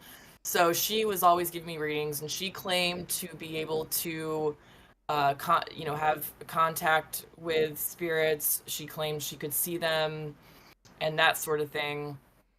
And so I like texted her about this house, and I was just like, hey, wondering if you could give me some advice on this house. Like, I have some suspicions, can we talk? So we ended up talking, and I had never told her anything about this house. She didn't know the address or anything. She didn't know what it looked like. She'd never been there. She'd moved away prior to me even moving in there. She just knew I lived in a house in Bloomington, Illinois with 4 dudes. So she was able to tell me what the house looked like. She knew it was 1 story with a basement. She knew the basement was furnished. She knew there were 2 bedrooms downstairs, and she was able to tell me like where they were situated. And she knew there was like a big living room that joined them. She knew the colors of the wall were painted gray. And she also confirmed that the house, had spirits in there. And she told me that there were 3. And she said there was 1 downstairs in the basement in my friend's room. And then she said there was 1 upstairs in my landlord's bedroom. His bedroom was next to mine. And then she said there was 1 also downstairs in the other bedroom. And she actually told me she didn't want to tell me anything about that one because she thought it would scare me too much if she told me any details about that particular spirit or whatever you want to call it. I don't know if you believe in demons or whatnot. Some people do. So What I'm do not you sure. want to call it? Do you going into this? Are you like spirits, demons are a real thing, or are you like I'm in a house and things are kind of weird, and I happen to know someone who is hip to ghosts, and maybe I'll ask them? That's a good question. Yeah, at that point Thanks. I did believe in, I believed in ghosts and stuff. I'm not sure about demons, but I had met some people in my life who believed in them. I knew a guy who once said he had a demon like following him around and stuff that was just like hanging out and, had some experiences. Um, I'm trying to think. I remember like I met these people a few years prior who were really, really into ghosts, and like they got me believing. And I remember I was living in a dormitory that year, and I was in the dorm bathroom, which was just like really, really big. And I was the only one in there, and I was taking a shower, and it was just silent. And all of a sudden, I just got this really creeped out feeling, and I heard this like very eerie like laugh, like clear as day. Like it sounded like somebody was in the bathroom and just like let out this really evil, creepy laugh. And I just like froze and freaked out and just like rinsed my hair and just like ran out of the bathroom. Yeah, because there's no good version of that, even if it's not a that's true. ghost. There's no good one. And I thought that, Absolutely like, true. I'm sure lots of people might say, like, oh, well, it was probably, right? They could say it could be something you heard outside, or maybe somebody opened the door. Who knows? But, and I thought that when I first heard the sound, I was like, oh my God, I'm just crazy. Like, that's in my head or something. But it was creepy. I've never had an experience like that before. So yeah, I went into the house like already believing in that stuff for sure. Although I will say, like, at that point in my life, I was really closed off to spirits and ghosts, and just in terms of like my own like willingness to, be in contact with them or even try to like know if they were there, because they really scare me. And so I just found that the more aware I allowed myself to be, the more I would like experience, and I just didn't like that. It just scared me. So I was like, no, I'm just gonna keep the blinders on. But when in that house, it was impossible to keep the blinders on. So that's why I got suspicious, because I was like, oh, something is just not right. So she told me the ghost in my one friend's bedroom, the one she described as being like, I think it was a little girl, like 8 or 9. And I forget, this is a long time ago, so I can't remember all the details, but she said that she wasn't, like a mean ghost or anything like that. She was just hanging out, she had been killed somehow. I forget how. And actually, my friend who lived in that room, we became close that year, and he did not believe in ghosts prior to me living there. But after becoming friends with him and telling him about my experiences, and that he shared his experiences living in the house and in his room, he eventually did come around and say, yeah, like, I believe in ghosts. He was like, I never did before, but I always felt like something was weird in this house, and all this stuff. And I guess every night around a very specific time, there would be really, really loud knocking, like on the walls of his room, every single night. I think it was like 2 in the morning. And then he turned the music like down. That. What? And then he turned the music down. Was it just like? Yeah. I think he started to like get more comfortable with it after we talked about it. So he would start to talk to it and just be like, be quiet, like, I know you're there, it's cool. And then I forget what she said about the ghost in my landlord's bedroom. I think she said it was just kind of like, just not positive energy, not really like or anything, but just a very like down, negative energy sort of ghost. And then interestingly enough, like the one that she wouldn't describe to me, that guy that lived in that bedroom, he stopped sleeping in that bedroom probably a month into living at that house. And he lived there for a full year, and he did not sleep in that bedroom again for the rest of the year. He slept in the living room. Did you tell him about his ghost, or he just independently made that decision? That's a good question. Thanks. He never said he believed in ghosts. I know that. Okay. I think we did try to. Yeah, we did. We did tell him. He didn't believe it. And another thing my friend described, he was like, to no me way, about, there isn't a ghost in there, but I'm also never going to go in that room again. Yeah. Yeah, basically. He just preferred he the never couch. gave us a reason. Yeah, he never gave us a reason as to why he wasn't sleeping in there. He never said he was afraid. He never said anything like that. But all I can tell you is that guy never slept in that room ever again. So I don't know. He didn't tell you. There was something. Wait, he didn't tell you why? He was just No. weird. Yeah. No. Yeah, were you guys like, why are you sleeping in our living room? It is a problem for everybody that you're on the couch every night. Oh, he was definitely the roommate that everybody hated. Yeah, I bet. He was a nice guy, but he was very stupid and very inconsiderate and very, very messy and dirty. So it was like him in the living room with all of his crap everywhere, open food containers all over the place, clothes all over the place. I mean, it was, yeah. Does he know that you feel that way about him? Because you're saying it on the internet right now. Yeah. I don't care if he knows Okay, that great, I feel that way about him. I'm not saying his name, so. Yeah. If you're watching Jim, Sloppy you were a Couch Guy, shitty roommate. like and subscribe and get your shit together. That's right. I mean, I think he knows he was a shitty roommate. Like, we all complained to him, I mean, we didn't like. He can call in. Yeah. And What? He can call if you're in watching and Shitty dispute. Couch Guy, you give us a call. Yeah, Shitty Defend Couch yourself. Guy, call in. So, there was another thing that my friend who could like describe the whole house to me or whatever.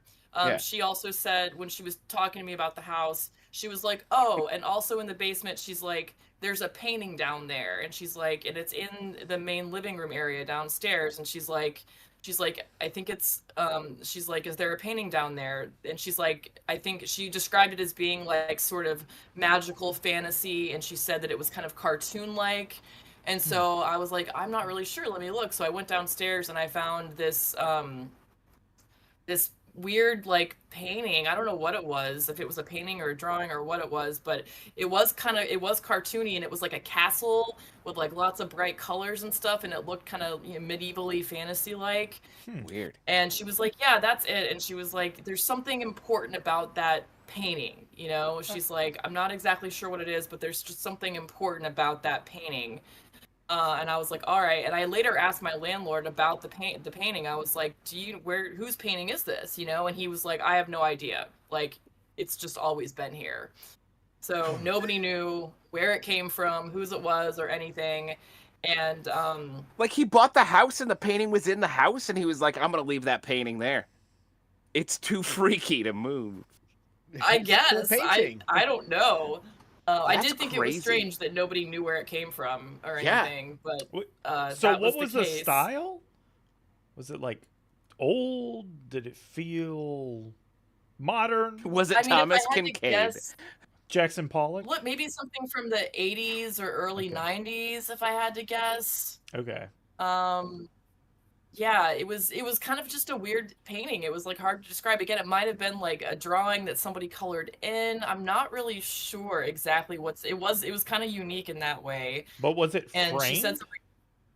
It was framed. Yes, Okay. it was framed. For sure. So originally it was just like on the floor up against the wall in the downstairs living room area. And then at one point, the guy who had the really scary ghost or whatever in his room, he apparently moved it and put it somewhere.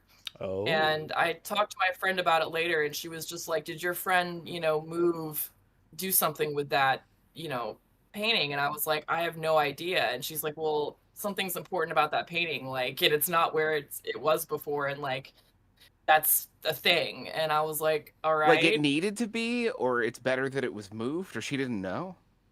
She just said that basically like it shouldn't have been moved. Wherever it okay. was before, it was Interesting. not where it was anymore. And that was like an issue for some reason. And I told this guy about it, and he ignored me. And he said, and he was the one, I was like, hey, have you seen this? And he was like, oh yeah, I put it, you know, he put it somewhere, put it away somewhere. So Mistake. And you so that- have 3 distinct entities, different rooms. Was the painting another entity, or was it tied to any of the other ghosts, or? I think it was tied because like it wasn't too long after the painting that he moved that painting that we all had to take a shower. There was only one bathroom in that house, Together? so we all had to take a shower in the same bathroom. And it was right by my room and my landlord's room. And one day that guy went in there to take a shower, and the lights like would go off when he was in the shower. It would just be total darkness. And so But then he only would get for out of him? the shower, and then he would go back in when he turned the lights on, go back in, and then they would go out again. And like he must have done that like 4 or 5 times, where he kept like he would get out of the shower after the lights went off. Finally, he would go back in a few minutes later. Lights would go off just like that, again. Wow. And finally, by like the 5th time, he was just like, okay, and he left the bathroom and like went and got the painting and like put it back where it was. And after that happened, he got in the shower, and the lights stopped going off when he would get in the shower. Weird. So Wow. That's crazy. yeah, Yeah. it was weird for sure. I also found out that like my room, because my room felt okay. Like I felt okay in my room. And I also had like crystals up around my window and door, and I had saged it. And I did try saging the house, but I don't think it was strong enough. But my room always felt safe. And I would feel like if I left my door open, though, I would just feel like there was an energy like right by my door, right on the outside of my door, and I would sometimes just shut the door, just like, okay, like I want this to go away now. But I did find out that my room was actually an add-on to the house, like after it was built. Oh. So yeah, so I thought that was kind of interesting. I was like, oh, okay, I wonder if this is maybe why my room feels a lot better. Like that was the only room in the house that I ever felt totally comfortable in. Sure. And the way it worked is like you would come in, it was like the entryway area, and then there was the kitchen in front, and then you go up further past that, and that was the living room area and the main part of the house, and there was like a TV. And so sometimes like I would be home by myself and I'd be watching TV, and it would sound like somebody was behind me in the kitchen, like toiling around in the kitchen, moving silverware or plates or something. And I would turn around and nobody would be there. And it happened all the time, all the time. And I thought it was just me, but then I brought it to my roommate's attention, and it turned out they all had the same experiences. They all had been watching TV by themselves, and it sounded like somebody was home just in the kitchen. You would turn around, nobody was there. Um, and it actually got to the point where we stopped talking about the ghosts inside of the house, because oftentimes when we would, like, weird shit would happen. Like the lights would flash on and off, or like one time me and my friend, the one who had the little girl ghost that would like knock on his walls, he had like turned off his computer, his laptop, he'd shut it, and we were talking in the kitchen or in the dining area about the ghost. And then there was like a short pause in our conversation, and all of a sudden the computer just lit up and started blasting music really, really loudly. And we were just like, ah, and we were just like, okay, like let's go outside. And so after that, we started going out on the patio to talk about the ghosts, because like just weird stuff would happen when it was like they could hear us talking, when they were just like letting us know they were there. And then Did you my ever friend try to Ashley, like? Oh, I'm sorry, but did you ever try to like speak with them, or like directly be like, "Hey, we hear you," and if so, did you ever get a response? I don't think so. Like I said, I was pretty afraid of spirits and ghosts. Like they Sure. really freaked me out a lot. And I've never, like personally, like in my experience, I've felt the energy of ghosts. Like I can like kind of sense if there's one around. Like I lived in another house years later, and there was definitely a ghost in that house. But for whatever reason, we had a basement, a main floor, and then a top floor, and it would only come out at night, and it would just sort of like it would just be around the main part of the house, and the rest of the time it would stay in the basement. And there was a particular area in that basement where all the tools were, and that was definitely like the creepiest spot in the basement, was like where the tools and stuff were. And like I hated going down there. I hated going down there at night. I talked to my landlord, who lived in the house half the time and lived in Springfield the other half the time, and it turned out like they had suspicions that there was a ghost, in the basement too, and they had some stories about it as well. But that ghost, like, I never got any bad vibes from that ghost. It just was sort of like, it just felt like the ghost was kind of hanging out and walking around. So It just wanted to do some woodworking. I guess, I guess. And if I got freaked out, I would just go upstairs, because I could just feel like the ghost wasn't upstairs ever. And I was like, all right, I guess it just doesn't come upstairs. Like, that's cool. But yeah, I just kind of stay away from that stuff, because it just, I don't know. I guess I shouldn't be scared, because like I believe in it, and I don't think they're like necessarily trying to hurt me, but it still just really freaks me out. So, and I don't really have those abilities like my friend who could, do the tarot readings and all that stuff. Like she had all kinds of stories and experiences about communicating with ghosts and seeing them. Like our other mutual friend, Loretta, she said when she was like a little girl, she said she could see all kinds of stuff that nobody else could see, and that she, for a long time, she thought she was just crazy. And then she eventually just realized over time that, okay, I guess I'm the only one that can see this stuff, and so she just kind of got used to it. And so I guess it was just like a normal thing for her. She couldn't actually communicate with them, but she could just see stuff. And she had all kinds of stories and everything too. She seemed like a pretty sane, intelligent person. So, that was just like the way it was for her. But yeah, I've never been able to like see or communicate. I have like openly said stuff to ghosts if I felt like they were bothering me. I've been like, all right, I hear you. I get it. You're here. Like, okay, can you stop now? Like, I'm trying to watch TV or whatever. But other than that, no, I've never had like a seance or anything like that. Do you feel like you've gotten any kind of response when you've been like, please keep it down. I'm trying to watch television right now. Yeah, probably sometimes. Like, I guess sometimes I feel like they just want you to know that they're there, you know? Um, I feel like from what Just I know about acknowledging them. ghosts, yeah, like sometimes they just want, like maybe they're just lonely or maybe they committed suicide or something and they're just still hanging around. Or Sure. they died in like a weird way or whatever. I also found out, I also worked with a chef at the restaurant I worked at who happened to know the previous owners of that particular house I'm talking about. Okay. And he said that he was like, yeah, I know the owners of that house before your landlord. And he's like, and they always said something was wrong with that house. And that something like in particular was like wrong in the basement. Like The painting. They definitely left that Yeah. painting. They were like, I this is guess. not coming with us when we move. Yeah, I know. I know. So I just kind of had to tough it out for a year and live in the house. But that was by far the most uncomfortable house like I've ever lived in my life, for sure. I'm sure there's more haunted places than that, but yeah, it was just really uncomfortable.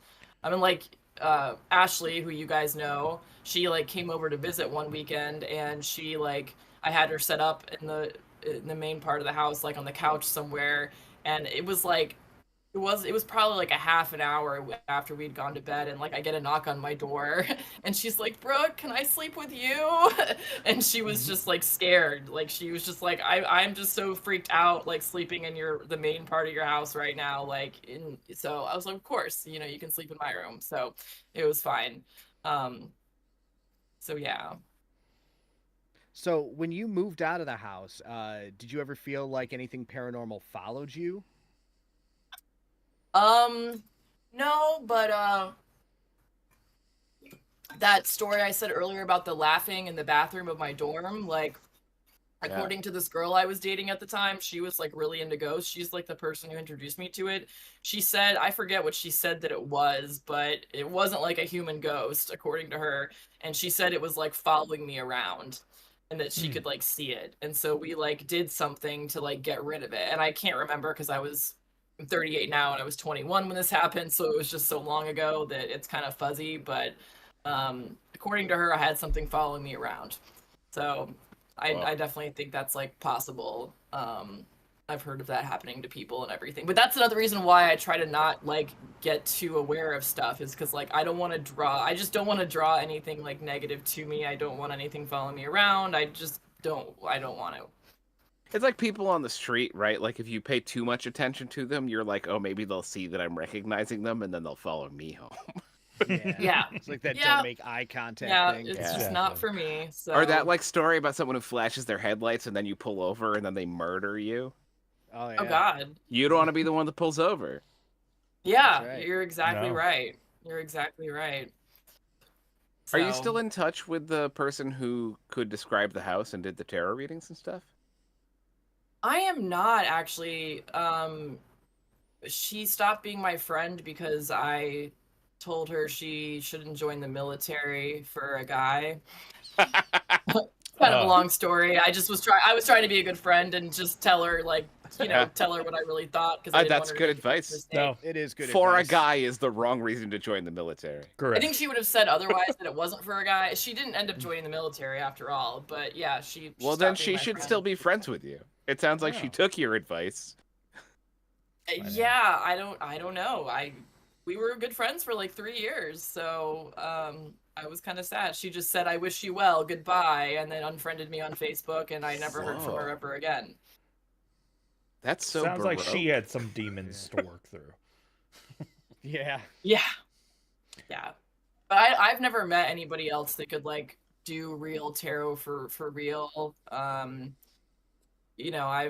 went to a tarot lady when I was like after I'd been drinking one time, and like she totally ripped me off and fed me a bunch of bullshit. And I do think that stuff is real, but I also think it's just really, really, really hard to find real people that actually can do it. So I think that's true of I just most think things. you got to be careful. True. There's a lot of C Like those students TikTok out videos you see with the ghosts and skinwalkers that are just totally fabricated and like CGI. I don't know what you're or talking about. They're all real. I don't know what you're talking about. No. Yeah, exactly. And you got to be careful with that stuff, messing with it, allowing stuff in, knowing too much, all that for sure. Whoa! It sounds like we have a call. Are you cool with a call, Brooke? Sure. All right, here we go. Papa. To accept, press 1. To send a voicemail, press 2. All right. You're on the air. Hey, Hey. I have one question for Brooke. This place you with all the haunting. Did you ever find out any like background information about the building? Anything about its history that maybe would explain who these three ghosts were? That's a good question. All I know is the chef I knew at work who knew the previous owners who said something was wrong with the house. So it could have, I mean, I don't know how far back it went. It was just a regular house in a regular neighborhood in Bloomington, Normal, Illinois. I mean, the house could have been maybe 30, 40 years old. So who knows? Interesting. Yeah. I mean, it would be maybe a good research project to figure it out. If you had the address, obviously, don't say that now. But What? She doesn't live there anymore. well, You we can don't say want the address anyone if you going want to. there. We don't want whoever lives there now. Go pester A whoever follow-up lives there. question. Give them a call. Ask them if they have ghosts. 30 to 40 years Knock on feels their pretty door. young for 3 ghosts. That does feel pretty young. Yeah. I mean, maybe it was older Yeah. than that. I'm not really a good judge of how old houses are. So maybe it was like 60 years old or something. But I'm assuming something bad happened in that house. Like, I've definitely heard of ghosts being in like dorm rooms and stuff because like people will kill themselves in their dorms and then the spirit will stay in the dorm, which makes sense to me. So yeah, I'm guessing something bad probably happened in the house. Yeah. Did you ever Yeah, that's try true. They could all be something related like, ghosts. anything like Oh, sorry, Pop staging? TV. Said she did, but it didn't work. Yeah. She said she did sage. You saged around your room, right? And like with I saged crystals? the whole house and my room. Oh, I see. It didn't work. Hmm. You gotta sage the painting. You Yeah, gotta burn yeah, the painting. Wait, what happened with the painting? You just put it back and never touched it again? yeah. Never touched it again. Yeah. They're kind of Still there, probably. Right. Papa TV, do you have any other questions?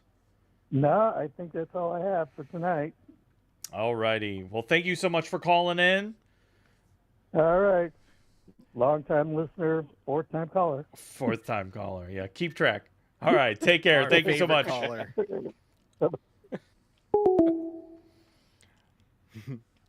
Yeah, it would be Yeah, I interesting wish to I go did back the and house. figure out about the house. Yeah, sorry. But if you have the address, maybe it's worth looking at the chain of title or, you know. I seeing think when I it was still have the built. address saved on like my Amazon account. Maybe Oh, there maybe you I go. could go back. I know exactly where the house is. If I went to Bloomington, I could drive right there and I could find it. Just knock on the door and be like, "Hey, you guys experiencing some weird stuff in this house?" Right. Send it to us. Is there a castle We'll add it painting to in the basement? Oh my god. Yeah. If we can find that painting, I kind of want it. Oh Yeah. my god. Oh, Cassie. I will think kill this me. is another stop on our road trip. We should go visit That's this right. place and That's Yeah, right. do our Bloomington. own investigation. That's right. So yeah, was there at any point did you feel like after you put the painting back up, did you feel that the paranormal activity ceased for a prolonged period? No.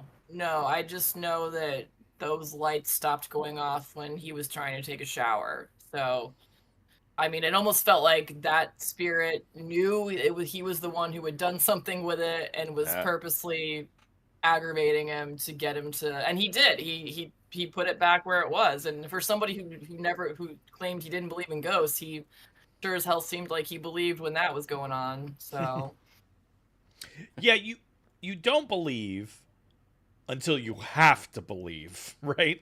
Yeah. So speaking of believing, did you experience the activity before or after being told that there was paranormal activity at the house? I experienced it before, like I said, maybe like I was in the house for at most a week before I felt like there was something not right with the house. There was just weird noises, weird stuff happening, weird experiences, and that's when I decided to contact my friend that like knew all about ghosts and could read tarot. I was like, she's the right person to ask. I'll, find out some information from her. So, yeah. What are you gonna do now if you move into another house that feels be-spirited?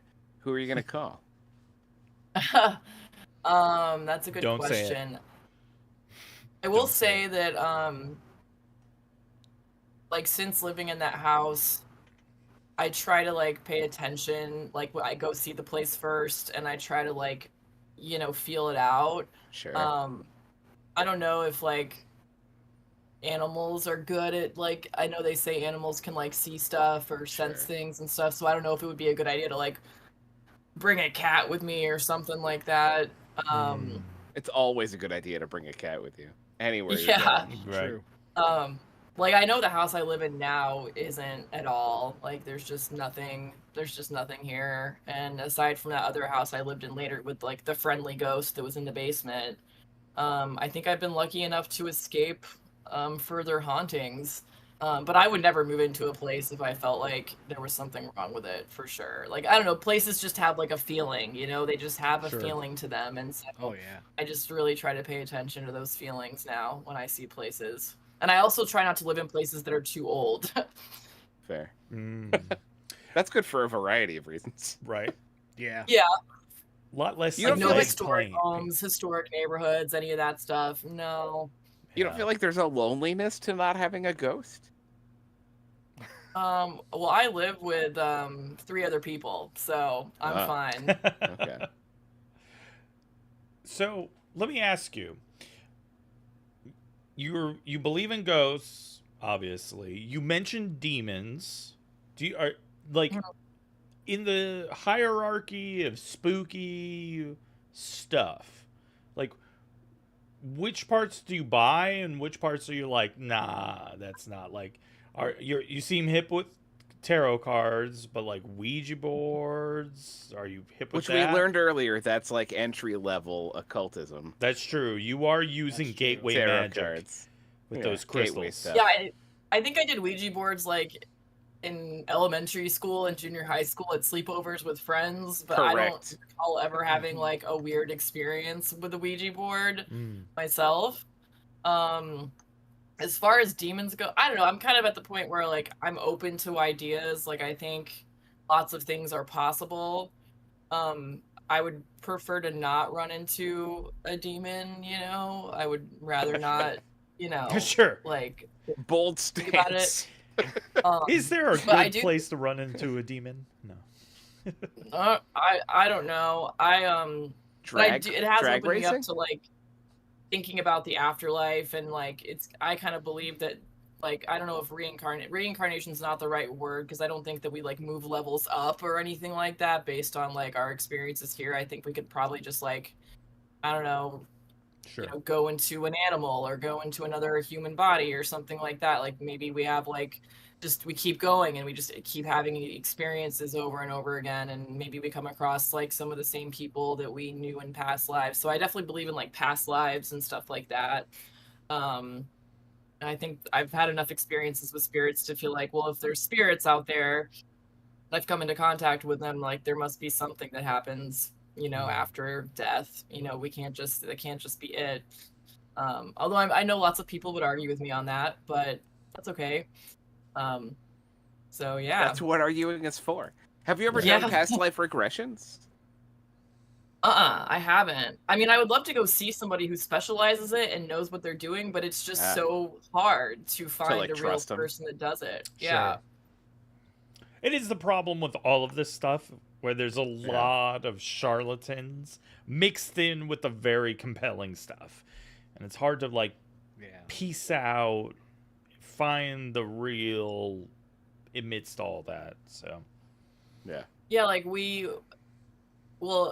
Ashley, who you guys know, like years ago, we went to this lady who was supposedly a medium, and she was like Ashley's good friend's family medium that they see regularly, like for years and years and years and years. And she's like, oh, it's like, I forget how much it was. It was like $75 or something. And like, we were going to sit there in the living room, and this lady was going to like be able to like contact dead people that we knew, you know, or loved or whatever, from the past. And I was like totally open to it. Like, cool. This sounds great. And I went, and I just think that lady, and I've told Ashley since then. I waited a long time to tell her, but I did tell her. I was like, I just think this lady was totally full of shit.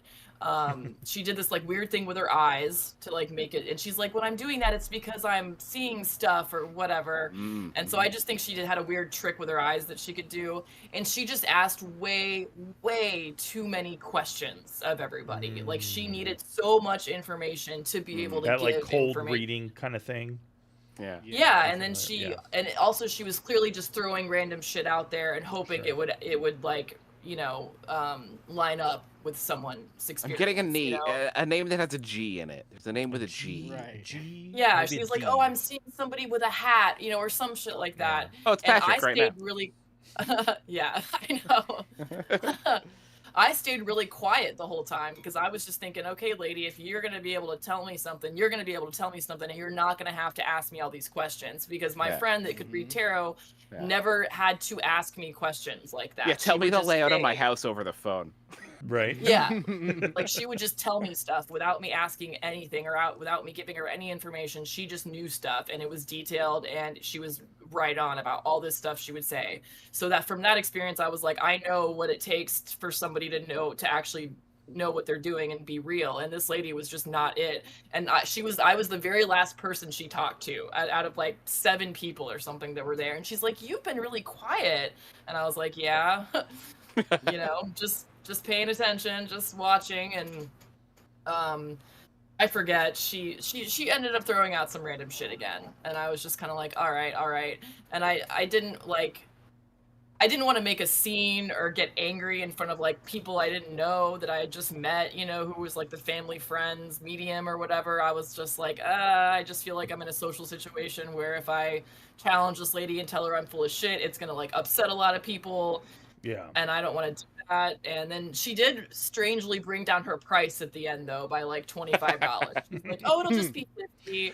So I think she knew that I did. That's the like, skeptic price. Yeah. Yeah. So that was just one of those things where I was like, oh, you're just one of those people making money off, you know, off bullshit. So that's why I'm just like, ugh. And then I tried that lady that ripped me off when I was drinking. And so after those 2 experiences, I'm just like, I'm not even going to bother trying, because I just don't want to waste my money continuing to try to find somebody. Like, maybe I'll just get lucky like I did that one time and meet that girl who ended up being my friend who knew all about that stuff and could really do it. Patrick, did you know that Ashley's family had a go-to medium? It wasn't her family, it was her friend's family. Oh, her friends. Got it. And Jimothy, let me tell you, the second she arrived back home, I told her that woman was bullshit. It took me no time. There was no grace period between her arriving and me calling out. And one of the things struck me, she kind of told me about it, and one of the things was one of the people there had recently gotten a speeding ticket. And which is something you can easily look up online. And this psychic said, "Oh, I sense that you need to be more careful when driving." I was like, "Oh, really? No way." That's also something you could leverage at any 20-year-old. I know, right? That's true. Or 25-year-old or whatever. But yeah, I absolutely thought that she was a scam. I'm glad I'm not the only one who thought so. Brooke, You're I have a definitely question. So when you moved out from the house, did you just move out by yourself, or did all of you move out together? No. I'm trying to remember. One guy stayed because he had another year left of college. the landlord stayed because he owned the house Sure. and he was just gonna stay.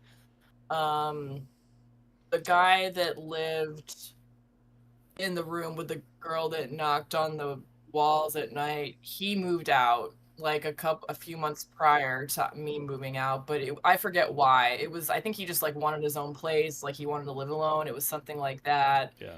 Was And there then the any guy that had- reaction He by the spirits? he didn't want like for a you tiny leaving? young girl watching him at Yeah. night. I bet. Not a good look. No. But was there any? I don't think there was any reaction. No, like none of they weren't like the ghosts weren't like, no, come back. We need somebody to pay No. rent. No, I mean that house always had like a lot of people in it. Like the guy that owned it would just like rent out the rooms as often as he could. So I think there were just a lot of people running through over the however long he owned it for. I don't even know if he still owns it or not. I don't know anything. I didn't like stay in touch with any of those people. So Yeah, don't worry. We'll find out on our road trip. Yeah. okay. It would be funny to see I wonder if there's just like a long string of people who lived there for 1 year and were like, it was horribly haunted. And then Yeah. moved out, you know? Right. Probably. Was there ever a certain time, like day or night, that the activity would increase? I think nighttime for sure. Daytime didn't feel great either, but in my experience, nighttime is definitely more of the ghosting time, you know, my experience. I know it sounds pretty typical. I forget is it 4 in the morning or 3 in the morning is supposed to be like when the veil or whatever gets lifted The or witching something. hour. Yeah. Yeah. Yes. So yeah, I would say nighttime for sure was more active, but I would just hide in my room all the time. Like I would only go out there if I really had to. So you said that everyone basically got it. It sounds like a lot of the activity amounted to just like messing with people or just letting people know that the entities were present. Did you ever feel threatened, or did anyone else ever feel threatened at all by the activity? No, it was more just like some scares. It was more just like being scared by things happening. Nothing threatening, but I mean, for all I know, maybe the things were following the other people around, you know? Like I was just really glad that I was in the bedroom that I was in, because I had the choice between living in the downstairs bedrooms and living in the one I chose. And I just remember thinking like, I don't want to live in the basement, you know? Like I want to live Yeah. above ground. And I made the right choice because my bedroom was this, and that's what my friend told me that did tarot. She was like, "You're in the best bedroom in the house," and I was like, "Yep." And she's like, "Oh yeah, and it's an add-on, you know." And I found out that it was, you know, added on from the landlord. So Plus, if you're in Yeah. the basement, you're on their turf below ground. So Yeah, 6 feet under, baby. that's right. I'd be curious to hear. I mean, I know this isn't something you can give us, but it might be interesting to try to chase down people who were in the room with the entity that your friend wouldn't describe. I feel like if anything scary was happening, it was probably there. I am still was happening Facebook to friends. Couch Guy. One of the guys that lived in that room was this like gay guy I worked with at a restaurant for a number of years, and I never talked to him specifically about it because he had moved away by the time I moved in. But our friend that had the girl with the knocking on the walls, like he told me, he was like, yeah, you know, he used to say he just kind of was a little freaked out in that room a little bit, you know, and I just kind of ignored it, just kind of pushed it away. He lived sleeping in the room. He didn't sleep in the living room for the rest of the time he lived interesting. there. But yeah, I mean, I'm sure I could hit him up and be like, "What's Yeah, up?" do it. The guy that had the girl knocking on the walls, though, he actually died from like, I think an incurable cancer or something happened to him. He died like maybe 7 or 8 years ago, so he's no longer with us. But those were the only two I kept in touch with, so. Okay. Well, I mean, that's pretty much all the questions I had about that. You guys have any other questions? Does anyone in chat have any questions for Brooke? Yeah, feel free to ask questions, chat. We'll read them out loud. But no, I think it's very fascinating that that the painting like prompted something, but like other than that interaction with the bathroom, like once you guys left it alone, it was just felt like almost like tricky ghosts, like they were kind of pulling pranks on you, or were they trying to like out and out scare you? I think sometimes, like I said, when we would talk about them, stuff would happen, you know? So they were like, we're watching you. We're listening. Yeah. Yeah. Yeah. You're like, so I'm that's- right here. This is me flipping a light switch on and off. Yeah. I'm right here. Yeah, basically. And in my experience with ghosts, like that had never happened before. Like I had never had ghosts be like go out of their way to like let me know they were there when we were talking about them. So yeah, nothing like that, but it just felt creepy. It just felt very, very creepy and uncomfortable. Like I can walk around in my house right now at night, any time of day, any time of night, and I feel perfectly fine. But that house, nope, not at all. Not at all. Man. Not me. I still check for monsters in my shower. I pull the curtain every time. Every damn time. Bed. Oh yeah, I don't like going in a bathroom with the shower curtain Yeah. open, closed, expanded. Yeah. I like to be able to see.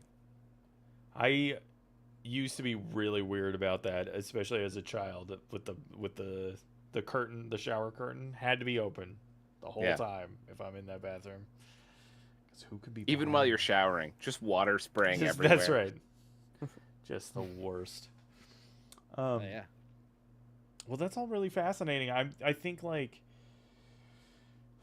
you know, I'd be super curious to know if there were any more hauntings, because sometimes, you know, they say that like with poltergeists or with other entities that those are kind of projections of people's emotions, and you can have a different group of people will have different kind of experiences, entity hauntings, things like that. Like, you know, you guys were in your 20s at the time. That's like in college, clearly an emotional time, right? So there's a little bit of that. I wonder how much that factored in, you know? Yeah, that's a good question. I was certainly a lot more emotional, and I would get angry a lot more easily in my 20s than I do now, for sure. So I didn't really think about that, actually. I just feel like if you're open to it, it will come to you, personally. Yeah. Sure.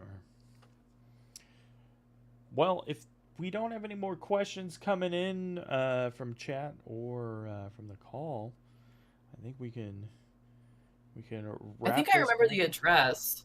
Oh, well, don't say it online. Don't say it now. Do Just send in it to case. us in the But you in can the send DM, it to us. yeah, That would be on very Discord. fascinating. That would be awesome. To do a follow-up.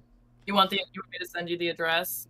Absolutely. I want you to say it right now into your microphone. I do not want you to say it. I do not want anyone getting knocked on the door. I do not trust chat that much. I don't trust chat. I don't trust YouTube comments in 5 years. So, yeah. Okay, well, I'll just send it in a private message then. There you go. Awesome. Thank you. But thank you so much for sharing that.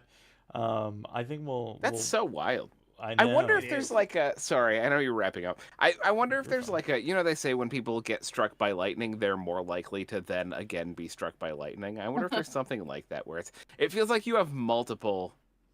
You've had multiple encounters, you know, and a lot of people have had none encounters. And I guess maybe you've sort of mentioned this like openness, right? Maybe that's just sort of down to sort of being open to the idea that that's what's happening, and maybe some people are being haunted or like running into spirits or something and just being like, no, it's definitely the wind again or something. Yeah. Yeah, I will say I haven't had any experiences in like many years at this point. And I think in part maybe I've gotten lucky in terms of where I've lived since then. Sure. And I've also just made myself very closed off to it. Like I'm not paying it. Like I'll still do like some amateur tarot readings and stuff myself, which I can't do as well as my friend did, but I can do it enough. Like I've definitely scared a number of people in my life giving them just my amateur tarot readings. But other than that, like, no, don't try to talk to dead people. I don't try to like seek out ghosts. I just keep the blinders on, and it's been a lot better since then. So Yeah, Do it's you- would weird. you- It's Yeah. either I know it's late, but would you give Dio a tarot reading right now? You could say Right now? no. You could say no. it will take me like 45 minutes. Mhm. You're fine. You do not need to. Yeah. If you guys ever want one, I'm happy to give you one. Listen, Yes, I do. might be on a future episode, one of us getting a tarot reading. I'm so in. Not me. What was I gonna say? Just on the subject of like seeing things or experiencing things. There's kind of like I've heard two mindsets where it's like sometimes you want it too much and it doesn't come to you. You know oftentimes it's the UFO phenomenon where like people who are searching Where for you're it like, abduct never me. find it. But like people who want nothing to do with it have the worst experiences. But with Ghost, it's like, when sometimes you hear a word for the first time and you're like, oh, what you learn it and then you hear it 5 times and you swear you've never heard it before. Mm. Like Mhm. before then, that's kind of how Ghosts feel. It's like the moment you kind of like let it in a little bit, then it shows up everywhere. You're just all in. So Yeah, I would agree with that. It felt like throughout I didn't have any experience with ghosts like until I was like 21. I think that's when my first experience happened, and then it was kind of like all throughout my 20s, and then it settled down when I was like 30. That does make it sound like it's related to alcohol. Oh, you think so? Only just that timeline, but also it could be anything. It might have been Bloomington Normal too. That might be like an extra haunty Sure. be a area hotspot, for yeah. all I Weird know. storied location, yeah. I mean, it also sounds like you've started taking some precautions to protect yourself. Like you were open to it, and then it happened, and then you were like, "I'm done with this." Pretty much, I did actually make that decision, and I think I was stuck to it, and I think really sticking to it did make a big difference. So I really appreciate you guys having me on here. Thank you for letting me share my story. Oh. Well, Thank you really so much for appreciate you coming on. Yeah. Yeah, I think it's really fascinating, and I'm glad that it wasn't a more aggressive haunting. It sounds like Yeah. you did the best you could to like keep it manageable, maybe like a roommate. You got to keep Like a them roommate. manageable, right? Yeah. Mm-hmm. Yep, that's what I did. Well, thank you so Well, much. thank you, much, Brooke. Brooke. Yeah. For sure. Do I just like sign off? How do I get off on you? How do I get out of here? Listen, I Please got let me you. leave. Yeah. We'll see you later, Brooke. Thank you again, guys, in the chat. Say goodbye to Brooke. All right. And Bye, guys. Bye. Thanks Thank for you so having me. much. Have a great night. Bye, Brooke. Bye. Oh. Oh yeah, I knew it. I was waiting for this. little peek behind the scenes. Hold on. Oh. Eh. All right, hold So on. good. Hold on, guys. Chat, quit freaking out. Quit freaking out. Chat, stop it. Stop freaking out. Stop it. Dude, they're not. They're not know. freaking out. Scavia, how do we get out of here? Patrick and I ask every week. We're like, Dio, can I leave now? Can I be done with this? And Yeah, he's like, dude. no. You're Never. You here think it's forever. over for us when the show's over? No, he holds us hostage for even longer, dude. Yeah, he's like, you have to come Crazy. back next week. Listen to more of my Shut stories. up, you love it. Anyway. Sure, that's about right.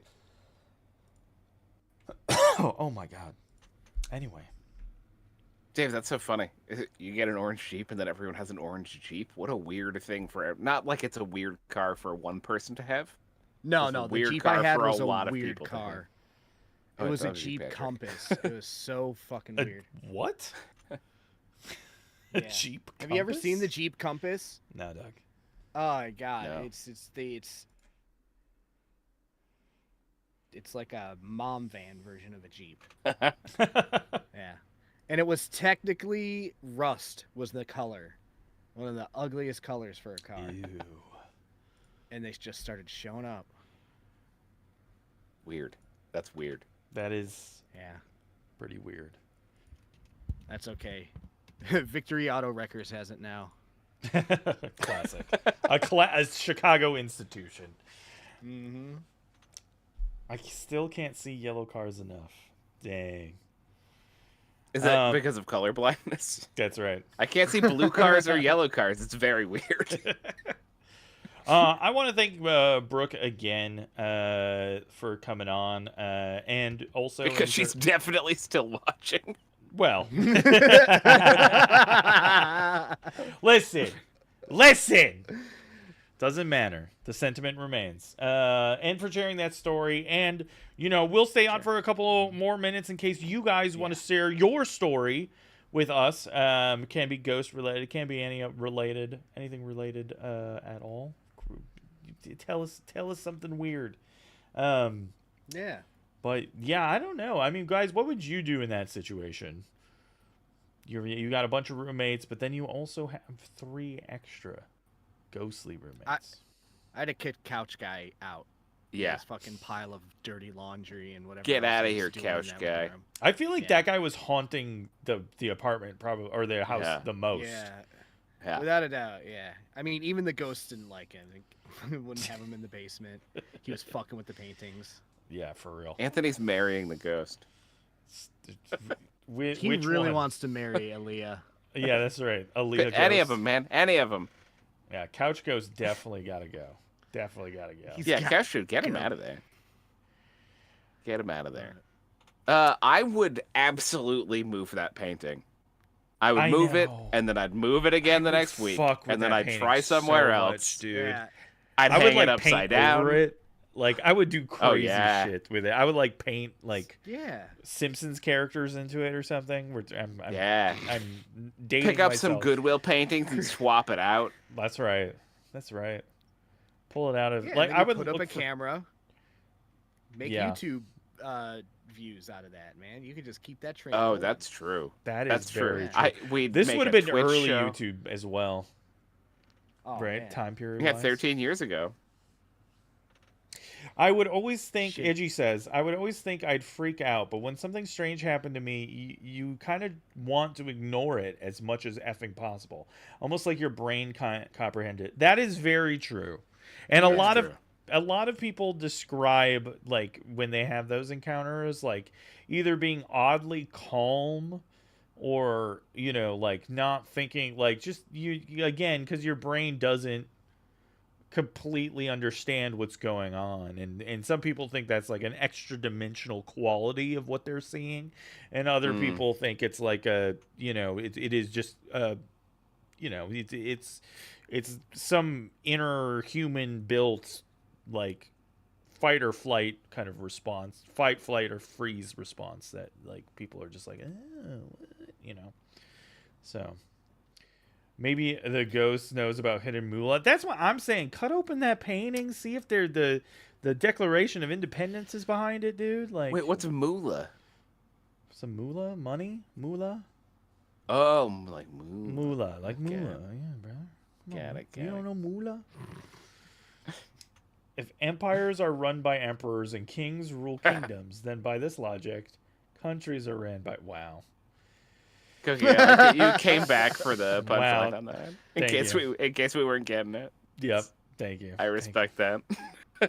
You know what I wouldn't do if all of a sudden my house became haunted What's that? was I would not employ Ed and Lorraine Warren because according to the movies, they just make shit worse. They make Oh it my way worse. God. They make it so much worse. Yeah, They make you're it having like minor ghost problems, and then suddenly people are dying. Yeah, That's right. suddenly demons. Yeah. Suddenly demons.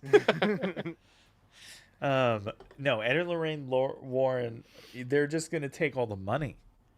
Yeah. That sweet, sweet ghost money that you eventually get. It's all going to them. Yeah. You can't trust them. I'd sell my grandma's rocking chair or something so they could have it for their museum. Just tell a story.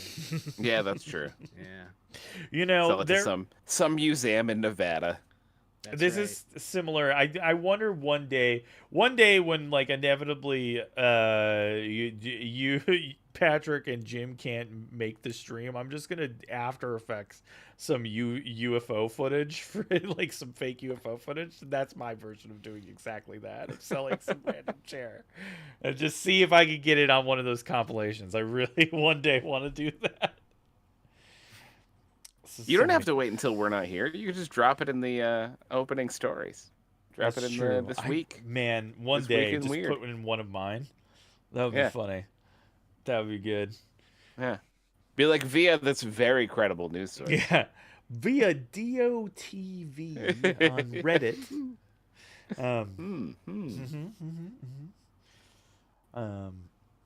Yeah. Dang. Well, guys, we did it.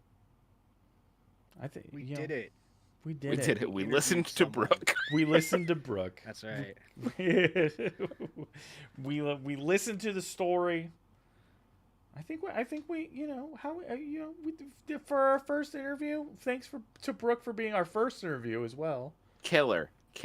Absolutely. Oh, we're getting a call. No freaking way. Oh my goodness gracious! Hold on. Here we are.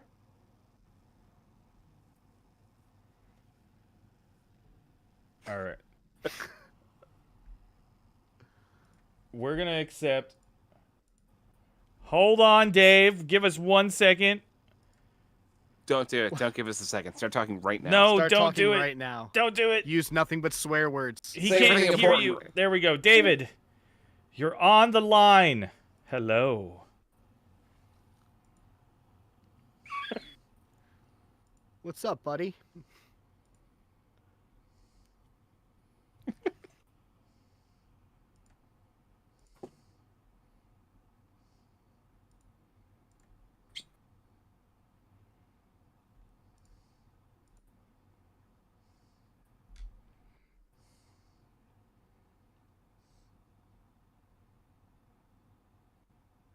People will sense depending on how they, are,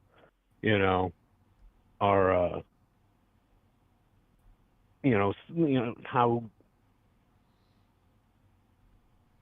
like sensitive they are to those kinds of things and like how much they pick it up. Dio, they can't. Because I got him. Oh, okay. They can hear you, Dave. Sorry. All right. My bad. Oh, okay.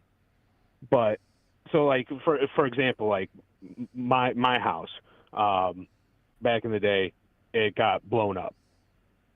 And wait, define like, wait.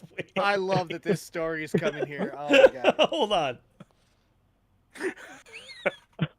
What? Blown up? I didn't blow up my house. Back in the day, like back before I owned it. Whoa. Let me clear this up. I didn't blow it up. Hold on. Yeah.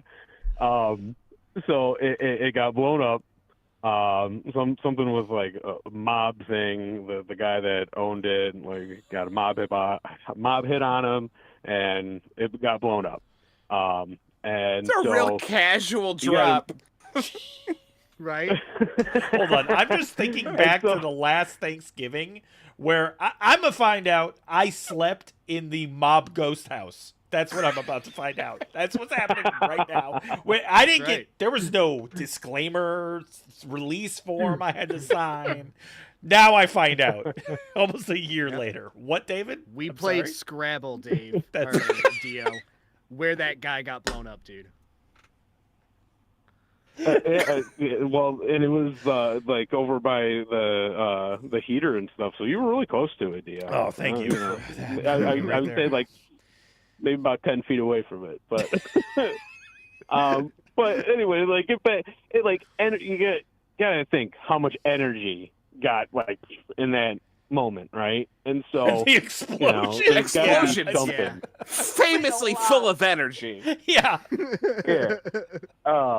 Because, like, there was times where I'd be in the basement and, like, out of nowhere, like, I'd be hearing, like, old, like, timey music, and I didn't have any fucking music playing, and there wasn't anything going. It was like in the freaking middle of the night, you know, in the basement.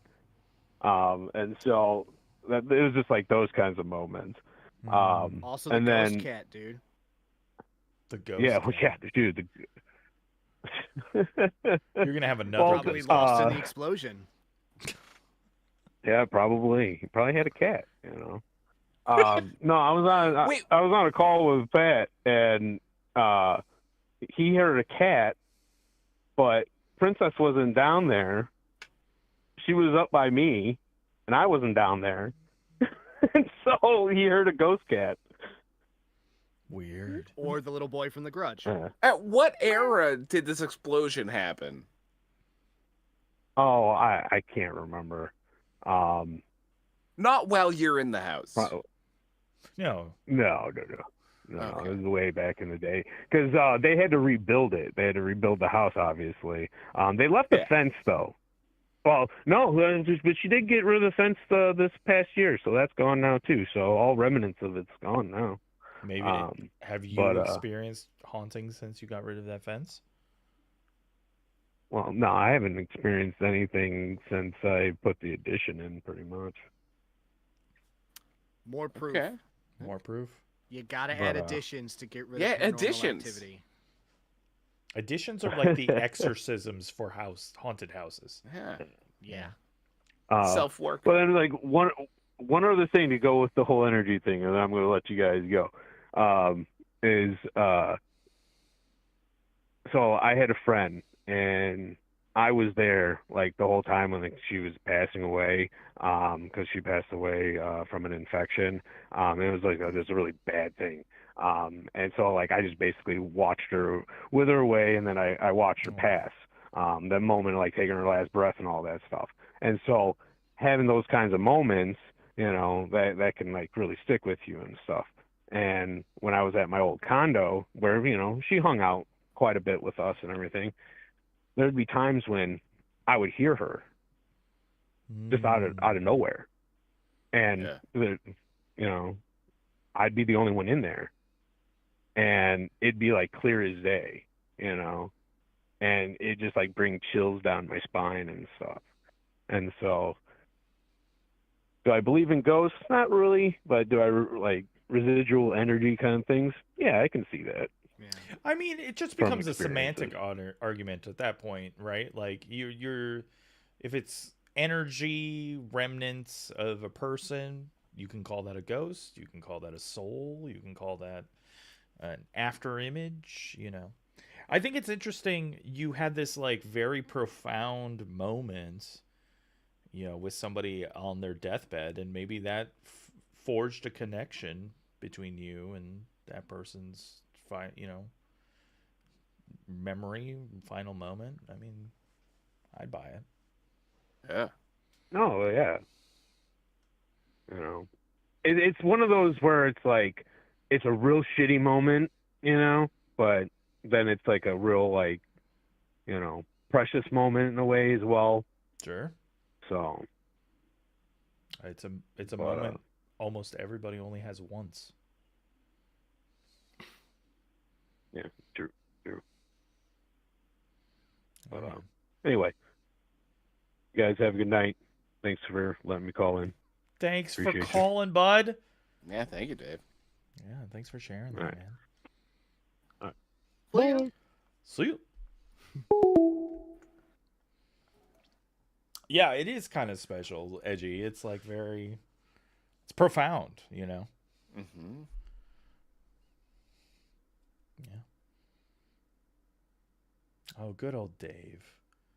Bringing the house down like that. Right? I love it. Thanks again. That's the way to close it out, you know? I think so. Everything was very high energy with the painting. You're going to bring it down with an intimate death moment. That's right. Well, first we had to bring it way up with the explosion of a house. That's right. I know. Oh my God. You got a crescendo and then denouement. Have you ever heard a bombing ever been brought up so nonchalantly? Yeah, right. When my house exploded. Yeah. So my house got bombed because of the mafia. My house got bombed. Yeah, I believe in ghostly energy because my house got bombed by the mafia once, and There was a lot of energy in that explosion. Beautiful. True, Dave. You Had left to get a everyone new speechless. Well, guys, I think I'm gonna close up the phone line because who could possibly follow that up? Well, what do we have in store next week, fellas? Jim? Oh boy, next week. This feels. It's been exciting for me thinking about, but it feels dumb now after listening to this, after doing this interview. But next week, we're going to talk about the Mad Gasser of Mattoon. Oh, the Mad Gasser of Mattoon. Oh yeah, it's one of my favorite. I don't know what. I guess a true crime story. Like a weird thing that a person did in the world. And that's that fits. yeah, I mean, a weird thing. It's real. It's crime. It doesn't make any sense. It's a good story. Love it. Love it. We'll be back with that. And guys, just to let you know, we are going to be starting an hour earlier next week. So we're still starting at midnight on the East Coast. With 11 p.m. Central, 9 p.m. Western, and do the math, 1 hour early from midnight in Pittsburgh. We got a lot of letters from Pittsburgh. Yeah, 6 a.m. South Africa. So the peak hours. Guys. Yeah, set your alarms, guys. But yeah, they all know that they can join us an hour and a half into the show, and that's when it really gets going. Yeah, we'll have just finished up the weekly update. Yeah. Yeah. I'm a mad gasser at the moment with these heartburns. And I've been God damn it, me too, man. We're all a mad gasser from time to time. Eating all this delicious meal from mailbox. Oh, your mailbox meals. Yum. Oh god. Oh god. Golden D, I don't know what time zone you're in. We're at 4 a.m. somewhere. It's 4 a.m. somewhere. Exactly. As the saying goes, 3 a.m. ghost stream. Exactly. It's the witching hour. That's right. Well, guys, I would definitely do a 3 a.m. stream in a haunted location with you guys. Oh, for sure. Like in a cemetery. You're contractually obliged to. Now that you're in the weekly weird, you can't not do it. You can't refuse. That's a good meal. But I'd only want to talk about cars or something. Haunted cars? Ignore anything paranormal. We're just going to talk about V8s. That's right. We'll just sit in a haunted house and talk about Marvel movies. We'll swap the exhaust system on an old Plymouth. Let's go. Brooke got to get that address. There you go, and go live. That's true. That's true. I mean, that's funny. I read that as go live. Like, let's move into that house. Oh, go live there. I mean, she might have meant it that way, too. As we move in, the three of us. Jim takes the couch. Yeah. I do that in every house. I'm always that roommate. I just saw the painting you just put in the Dioscord. That's beautiful. Oh, my God. Oh, my God. Could be the one. Dare I look? Where did you put it? I put it in the ghost stories. Oh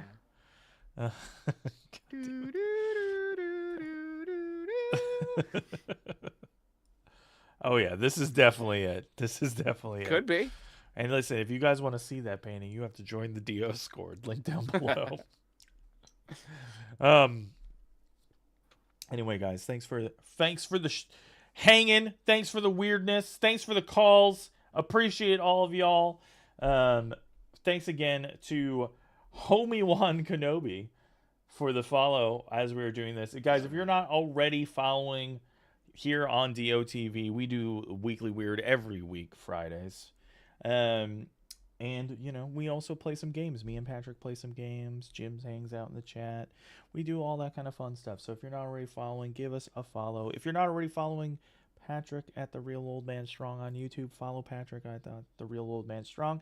If you're not already following Jim Home, follow Jim Home. Come stand in my yard. And, yeah, we'll be back next week. Say goodbye, fellas. Goodbye, fellas. Goodbye, fellas.